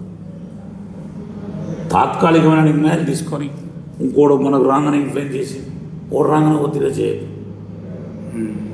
ఈ వ్యవస్థ సమాజం మీద దెబ్బపడేది కదా. గంజా ఏందే అడిక్ట్ అయ్యి హనుమకొండ చూబేదారి పోలీస్ స్టేషన్ దగ్గర నా ఇల్లు ఉంటుంది. సాయంత్రం 7:30 అయితే చుట్టూ అన్ని రెస్టారెంట్లు, బయట 10-20 మంది పొరాలు ఉంటారు. మా డ్రైవర్ చెప్తున్నారు, నాకు 2 డ్రైవర్ చెప్తారు, సార్ ఇక చూడండి సార్ వీడి 50 మంది ఉన్నారు, వీడి 50 ఏందిరా వీళ్ళంతా గంజాయి సార్. వాడు గంజాయి తీసి సిగరెట్లో పోసుకొని తాగుతాడు. పోలీస్ స్టేషన్ పక్కనే మళ్ళీ కరెక్ట్ ఫర్లాగ్ కూడా ఉండదు. వాడు తాగుతాడు, అడిగేటోడు పట్టించుకుంటాడు. మరి ఎందుకు సార్ ప్రభుత్వం వాళ్ళపై ఎందుకు చర్యలు చేపట్టలేకపోతుంది? అదే సార్, కఠినమైన చట్టాలు తేనప్పుడు వీళ్ళు కూడా చేయలేరు. యాక్టుల్నే పర్ఫెక్ట్ యాక్ట్ ఉండాలి. ఒక్కరిని దొరకబట్టి జైలు 6 నెలల దాకా బెయిల్ చేద్దాను డ్యూ ఆర్డర్ తీయాలి. ఇవాళ దొరికితే రేపు సాయంత్రం బెయిల్ వచ్చి ఇట్లా దీనికి కఠినమైన చట్టాలు చేయాలి కదా. 6 months అయితే భయం పడతారు. సార్ ఇప్పుడు స్థానిక సంస్థ ఎన్నికలు వస్తున్నాయి సార్. ఇప్పుడు స్పెషల్ ఆఫీసర్లను పెట్టిండ్రు, వాళ్ళు ఎక్కడ ఉంటుండ్రో కూడా ప్రయోగం తెలియదు. మీ ఊర్లో కూడా ఆ స్పెషల్ ఆఫీసర్ ఎంతవరకు మాకు కంటికి అవ్వకూడదు అని చెప్పేసి అంటున్నారు సార్. ఎందుకు జాప్యం జరుగుతుంది? ఈ ఎన్నికలు ఎప్పుడైతాయి? ఈ గ్రామ పంచాయతీలు ఎప్పుడు డెవలప్ అవుతాయి? కేంద్ర నిధులు కూడా ఆగిపోయినాయి ఎక్కడెక్కడ. ఒకటండి, ఇప్పుడు లోకల్ బాడీ ఎలక్షన్లు అయితే వచ్చే నెలలో. కాకపోతే ఏంటంటే రేవంత్ రెడ్డి గారు 2023 నవంబర్లో సీఎం కాగానే జనవరిలో సర్పంచ్ పవర్లు అయిపోగానే ఫిబ్రవరిలో పెడితే అయిపోయింది. మరి వారు ఏ ఉద్దేశంతో రాజకీయంగా ఎందుకు ఆలోచించారో నాకు తెలియదు, కానీ 1 year వేస్ట్ అయ్యి కేంద్ర నిధులు ల్యాబ్స్ అయిపోయినాయి. ఈరోజు గ్రామ పంచాయతీలో వర్కర్లకు శాలరీస్ ఇచ్చే పరిస్థితి, ఎవడన్నా పైప్ లైన్ పలికితే అతికే పరిస్థితి, అటువంటి పరిస్థితిలో ఉన్నది. అది ప్రభుత్వం తొందర నిర్ణయం తీసుకుంటుంది. మొన్న చాలామంది మేము కూడా చెప్పినాం, నిర్ణయం తీసుకొని తొందరలో ఎలక్షన్ పెడితే వస్తే కేంద్ర ప్రభుత్వ నిధులు వస్తాయి. రాష్ట్ర ప్రభుత్వం ఏలేని స్థితిలో కనీసం కేంద్ర నిధులతో లైటో మోటరో బాటో బయో బోరో చేయవచ్చు. ఏ రూపాయి పెట్టే పరిస్థితి. పాత సర్పంచ్లకు మా సర్పంచ్కి 7 లక్షల రూపాయలు ఇవ్వాలి. చచ్చిపోతున్నాడు, ఇనామత్ చేసిన రూపాయి ఖర్చు పెట్టలేదు, పడపలపాలండి 10 లక్షలు. సార్ ఇప్పుడు ఫైనల్గా మీరు ఓటర్లకు ఏం చెప్పదలుచుకున్నారు? రేపు ఎన్నికలు వస్తున్నాయి, ఎలాంటి వ్యక్తిని గెలిపించుకోవాలి? డబ్బు అంటే మొత్తం ఓటు అంటే డబ్బుకు మందుకు ముడిపడింది సార్. అవి కాకుండా ఓటర్లో ఎలాంటి అవేర్నెస్ తీసుకురావడానికి ప్రయత్నం చేస్తుంది ప్రభుత్వాలు కానీ మీరు కానీ? సార్ ఇప్పుడే చెప్పిన మీకు, ప్రజలు ఆలోచించాలి. మీకు విజ్ఞులైనటువంటి వ్యక్తి మీ గ్రామంలో ఉంటాడు. ఆ వ్యక్తి గుణగణాలు మీకు తెలుస్తాయి. ఆ వ్యక్తి మీకు సర్వీస్ చేయగలుగుతాడా లేదా? 5 నిలబడతారు, 10 మంది నిలబడతారు. ఈ 10 మందిలో ఎవరు బాగున్నారు, వాళ్ళ క్యారెక్టర్ని చూసి మీరు ఎన్నుకోండి. డబ్బులు ఇచ్చిన వాళ్ళని ఎన్నుకోవడం కాదు. హైదరాబాద్లో హనుమకొండలో ఉండి సర్పంచ్ చేసి వచ్చినాయని ఎన్నుకోవడం కాదు. నిత్యం ప్రజల్లో ఉండే వ్యక్తి, మీ గ్రామంలో ఉండే వ్యక్తి, మీ ప్రజల్లో కలిసే వ్యక్తిని మీరు ఎన్నుకోండి. అక్క, తమ్మి, అన్న అనేటోని ఎన్నుకోండి. ఎన్నుకున్నప్పుడు మీకు అదే గౌరవం మళ్ళీ సర్పంచ్ దగ్గరికి పోయినప్పుడు ఉంటుంది. ఎక్కడో నాలాంటి వాడు హనుమకొండ నుంచి వచ్చి నేను సోమవారంలో పరిపాలిస్తా అంటే నడుస్తుంది కాదు కదా. నిత్యం రోజు నీకు పొద్దున కలిసి గ్రామ బజారు తిరగాలి. నేను మా సర్పంచ్ 5 ఏళ్ళు కొత్త పిల్లగాడు, చిన్న పిల్లగాడు తీసుకొచ్చి చెప్పిన సర్పంచ్ కాగానే నువ్వు ఏం పని చేయగలవు ఆయన, నాకు చెడ్డ పేరు చేయకు మంచి పేరు చేసావాలని. నువ్వు ఖర్చు పెట్టకు, సచ్చినా బతికినా ఏదైనా నాకు ఫోన్ చేయి, 10,000 కొడతా జనానికి, పేదోనికి. నువ్వు చేయాలి చెప్పని ఒకటి రోజు పొద్దుగాలు లేవాలి, పండపుల్లు వేసుకొని అట్లా పోయి ఏ బజారు తిరిగిరా. అది కూడా నువ్వు చెప్తినకపోతే నాకు చెప్పి నేను ఆఫీసర్లో చెప్తాను. మా ఊర్లో నీళ్ళ సమస్యను జనరల్ రాని అని అవసరమైతే 4 బోర్లు ఉంటాయి పైప్ లైన్కి అటాచ్, అవి దాకిస్తాను. చాలాసార్లు ఇచ్చినట్లు ఆ పంటన పెట్టుకొని కూడా ఇచ్చిన రోజు. కాకపోతే ఏంటంటే కొద్దిగా జాగ్రత్త పడుతూ ఇబ్బంది ఉండదు. సర్వీస్ చేయాలంటే లోకల్ బాడీలో గ్రామ వార్డు మెంబర్ కానీ గ్రామ సర్పంచ్ కానీ మీరు మీ వార్డు బాగు చేయగలిగి మీ సర్పంచ్ మిమ్మల్ని తిరగగలిగే వ్యక్తులు ఎన్నుకోగలిగితేనే సక్సెస్. కాకపోతే ఈ వ్యవస్థలో ఏమైందంటే ఇవాళ పవర్ పార్టీ ఉన్నది. నేను ఎమ్మెల్యేకి దగ్గర పని చేసిన, నేను నిలబడతా సర్పంచ్, నా దగ్గర డబ్బులు ఉన్నాయి, నా డబ్బులు ఖర్చు పెడతా, నిలబడితే గెలవాలి. అటువంటి వ్యవస్థ, పనిచేయని వ్యవస్థ. ఏ పవర్ పార్టీ ఉండని, ఏ ఎమ్మెల్యే ఉండని, ఏ ఆర్పిఎస్ సపోర్ట్ చేయను. నువ్వు ఓటు ఇవ్వగలిగితే వాడికి బుద్ధి వస్తుంది. ఎంతసేపు పైసల గమ్ముడు పోయే ఆలోచన వచ్చినప్పుడు మీ వ్యవస్థ కూడా ఇట్నే ఉంటుంది. ఓ పేదవాడు నిలబడితే డబ్బు పెట్టలేడు. పవిలాల గోపాలకృష్ణయ్య గారు, ఇల్లెంద గుమ్మడి నరసయ్య గారు, వీళ్ళు ఎమ్మెల్యే చేసిందండి. 5 టర్ములు చేసిన గుమ్మడి నరసయ్య గారు. ఇవాటికి ఇల్లు లేదు. ఈనాడు ఎమ్మెల్యే కూడా ఇల్లు లేకుండా ఉన్నా ఇప్పటికీ కాలినడక ఎక్కడ పోయినా ఇక్కడికి కాలినడక ఇప్పటికి కాలినడక ధోతి కట్టుకొని కాలినడక పోతాడు, బాక్స్ పెట్టుకొని పోతాడు. అటువంటి ఎమ్మెల్యేలు ఉన్నారా? మల్లు స్వరాజ్యం గారు ఇలాంటి ఏందండి? వాళ్ళని ఎవరైనా ఆదర్శంగా తీసుకుంటారా? వాళ్ళు పనికిరారంటారు. ఇప్పుడు 100 కోట్లు సంపాదించిండా, 500 కోట్లు సంపాదించిండా, 2018 నుంచి 23 వరకు ఎంత సంపాదించిండు, 23 నుంచి 29 వరకు ఎంత సంపాదించిండు అంటారు. నీకు 100 పెట్టినా నేను 100 సంపాదించుకోవాలి. కాబట్టి దీని ప్రజలకు మనం చేసింది ఏందనేది కంపేర్ చేసుకోవాలి తప్ప. నేను సొసైటీ చైర్మన్ అయినాడు 2,500 రూపాయలు నేను కూర్చుంటాను, కుర్చీ లేదు. నేనేం చేసినట్టు గర్వంగా నేను చెప్పుకోగలుగుతాను. నేను వచ్చిన తర్వాత ఒక 6 ప్యాడీ సెంటర్లు ఓపెన్ చేసిన, 30 ప్యాడీ సెంటర్లు ఓపెన్ చేసిన, 6 ఫర్టిలైజర్ షాపులు ఓపెన్ చేసిన, ప్రతి 5 ఊళ్ళ మధ్యన ఒక షాప్ పెట్టుకొని ఫర్టిలైజర్ రైతులకు అందిస్తున్నా. నా సొసైటీ స్టేట్లో #1 సొసైటీ. స్టేట్లో చర్చ అవుతుంది మా సొసైటీ గురించి. ఇవాళ 15 మంది స్టాఫ్, 2 స్టాఫ్ ఉండేది వచ్చినప్పుడు. సార్, కాకిరాల హరిప్రసాదరావు గారు ఎలాంటి పదవులు ఆశిస్తున్నారు? మళ్ళీ ఏమైనా ఎమ్మెల్యేకి పోటీ చేసే అవకాశాలు ఉన్నాయా ఈ కాంగ్రెస్ ప్రభుత్వంలో? ఈ కాంగ్రెస్ ప్రభుత్వం మా సముద్రం. డబ్బులు ఉండాలి, పని చేయాలి. నా దగ్గర డబ్బు లేదు, నేను ఆశిస్తలేదు. ఏదైనా నామినేట్ పోస్టిస్తే చేస్తాం, లేకపోతే నాకు 57 సంవత్సరాలు, ఇంకొక 3 సంవత్సరాలు నుండి 60 సంవత్సరాలు రిటైర్మెంట్ తీసుకోవాలనుకుంటున్నాను. ఈ రాజకీయం కూడా చేద్దాం. అంటే ఈ వ్యవస్థలో, ఈ సమాజంలో మేము 30 ఏళ్ళని చూసినాం కాబట్టి వద్దు అనే నిర్ణయానికి వచ్చాం. నీ ఇంటికి వస్తే ఏం పెడతావు, నా ఇంటికి వస్తే ఏం పెడతావు అనే రోజులు. ఈ రోజుల్లో మేము బతకలేదు. మాలాంటి వాళ్ళం బతకలేదు. నేను దందా చేయాలి, 100 మందిని కొట్టాలి, 1000 మందికి పెట్టాలి. ఆ 100 మందిని కొట్టి 1000 మంది ఎందుకు పెట్టాలి? నేను ఇక్కడ దందాలు చేస్తూనే కాదు, ఇక్కడ వ్యాపారాలు లేవు నాకు. ఏదో హైదరాబాద్ ఏదో 1-2 సీట్లు ఉంటే ఇప్పుడు దోస్తులతో ఏదో పెట్టినాం. వాడితో నెలకు 3-4 లక్షలతో ఖర్చు పెట్టుకుంటాం, ఎంజాయ్ చేస్తాను, తిరుగుతాను, ప్రజలకు ఖర్చు పెడతాం. మరి ఎన్ని రోజులు చేయం? మా పిల్లలు ఎదిగింది కదా, వాళ్ళని సెటిల్ చేయాలి కదా. బాబా మ్యారేజ్ అయిందనుకున్న బాబుని సెటిల్ చేయాలి, అడ్వకేట్ బాబా హైకోర్టులో. అంతా ఆశ అనేది ప్రతి మనిషికి ఉంటుంది, కానీ దురాశ ఉండదు. మనం ఉన్నదంతా తృప్తి పడదాం.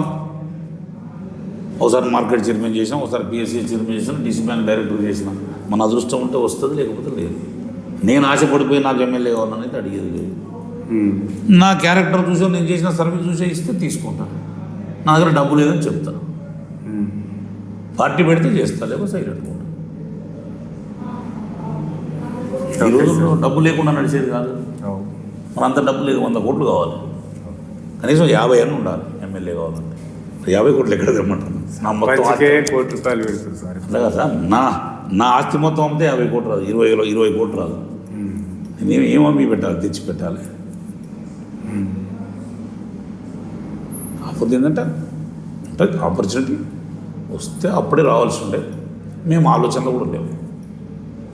ఎవరో ఇప్పుడు ఈ సమాజంలో ఇప్పుడున్న పరిస్థితుల్లో ఆలోచన రాదు, వస్తే కూడా బాధపడతాం. అది వచ్చినా కూడా అవసరం లేదు. నాకు తెలిసి ఎమ్మెల్యే ఉన్నదానికంటే అంతకుముందు అనుకునేది నేను ఎమ్మెల్యే అయితే బాగు చేస్తాను. ఏ ఎమ్మెల్యే అయినా ఎవరు చేసే పరిస్థితి రాలేదు. వాళ్ళ కాంగ్రెస్లో 40 మంది ఎమ్మెల్యేలు వచ్చి ఇంతవరకు ఏమీ తిరగలేదు. వాళ్ళు ఏం చేయాలో తెలియట్లేదు. ప్రభుత్వంలో పైసలు లేవు, కాన్స్టిట్యున్సీ పోతే ప్రజల కోరికలు ఎక్కువ ఉన్నాయి. నేనేం చేయాలి? సందిగ్ధంలో ఉన్నారు. కాన్స్టిట్యున్సీ పోవాలన్నా సెక్రటరీ హైదరాబాద్ ఉండాలి. ఇచ్చిన హామీలను నెరవేర్చాలి. ప్రతి ఊరు పోగానే వాడు అడుగుతాడు. నిన్న మా యశస్విని పోగానే అన్ని ఊళ్ళలో సమస్య, మాకు ఇల్లు లేవు. ఎన్ని లేయగలుగుతారు? మ్యాక్సిమం మా దయాకరావు పంచాయతీ మంత్రి ఉన్నప్పుడు ఏదైనా నేను చేస్తాను. అట్లా 3 టర్ములు నడుపుకొచ్చాడు.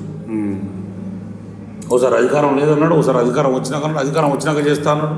అధికారం వచ్చినాక నేనే పెన్షన్ల మంత్రి, నేనే ఈజీఎస్ మంత్రి, అన్నీ నాయ అన్నాడు. ఒక్క కొత్త పెన్షన్ ఇయ్యలే రైతులకు. మళ్ళీ 5 ఏళ్ళల్లో ఒక్క ఈజీఎస్ పైసలు వచ్చాయి, సెంట్రల్ గవర్నమెంట్ పైసలు కట్టి ఖర్చు పెట్టాం. రోడ్లు చేసాం, వర్కులు ఇచ్చాం, చెక్ డ్యాములు కట్టాం. మరి ఇప్పుడు కాలేదంటే ఈ ప్రభుత్వంలో పైసలు ఉండాలి కదా. అలాంటి ప్రభుత్వంలో పైసలు ఉన్నాయి. కేసీఆర్ అప్పు చేయగలిగే సమర్థత ఉన్నోడు తెచ్చగలిగాడు. FRBM 15% ఉన్న FRBMనే పెంచగలిగాడు. నరేంద్ర మోడీ పిచ్చి 25% చేశాడు.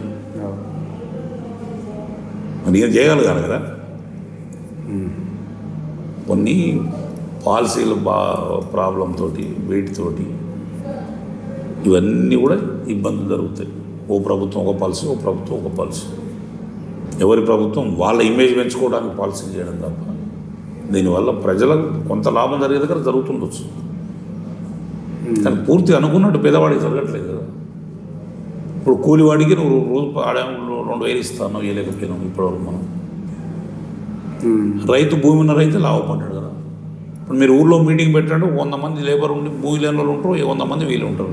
ఈ 100 మంది వ్యతిరేకం. మాకేం లాభం జరిగింది కాంగ్రెస్ గవర్నమెంట్ వచ్చి ఉంటాడు.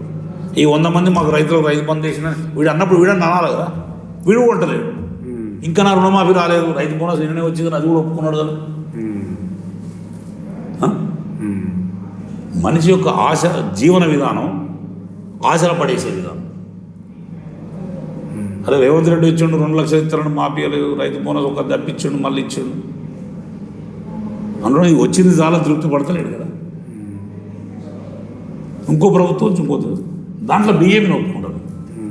ఇప్పటివరకు వాళ్ళ రాష్ట్రాల్లో పథకాలు లేవు. ఈరోజు ఉత్తరప్రదేశ్ ఫుల్ ప్లెడ్జ్డ్లో ప్లస్లో ఉంది. యోగి నాయకత్వంలో బ్రహ్మాండంగా నడుస్తూ ఉన్నది. అటువంటి పథకాలు లేకుండా ఉండి మిగతా పథకాలు మేమేమంటాం, బిలో పవర్టీ ఉన్న వాళ్ళకి చేయమంటాం, పర్ఫెక్ట్ ఎంక్వైరీ చేయమంటాం, నిజంగా పేదవాడికి ఇల్లు కట్టించి ఇవ్వమంటాం, ప్రభుత్వమే కట్టించి ఇవ్వను. ఊర్లో ఎంతమంది ఉంటారండి? నీకు నిజంగా చెప్పాలంటే అసలు లేనివాడు ఇప్పుడు రేవంత్ రెడ్డి పెట్టిన నామ్స్లో మొత్తం ఎగిరిపోతున్నారు. 4 వీలర్ ఉండొద్దు, 5 ఎకరాల భూమి దాటొద్దు, నీకు ఇల్లు కావాలంటే నామ్స్ 100 నామ్స్ పెట్టాడు. ఈ నామ్స్లో ఊళ్ళో ఇప్పుడు 10 ఇల్లు ఇస్తే సరిపోతాను, ఎవడు అడుగుతలేడు వచ్చి.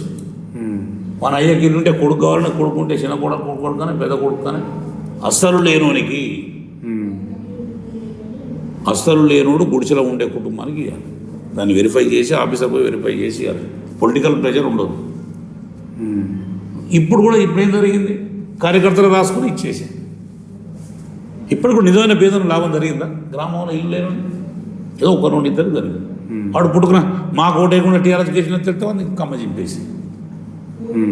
ఈ ప్రజాస్వామ్యంలో ఒక వ్యక్తికి వాడు బిలో పవర్టీ ఉన్నాడు, వానికి సాయం చేయాలంటే నీ పార్టీలో ఉండాలి, నీ పార్టీకి ఓటేయాలి. డబ్బును వేయలేదంటే వానికి అన్యాయం జరుగుతుంది. ఇదేం ప్రజాస్వామ్యం. Okay sir, thank you.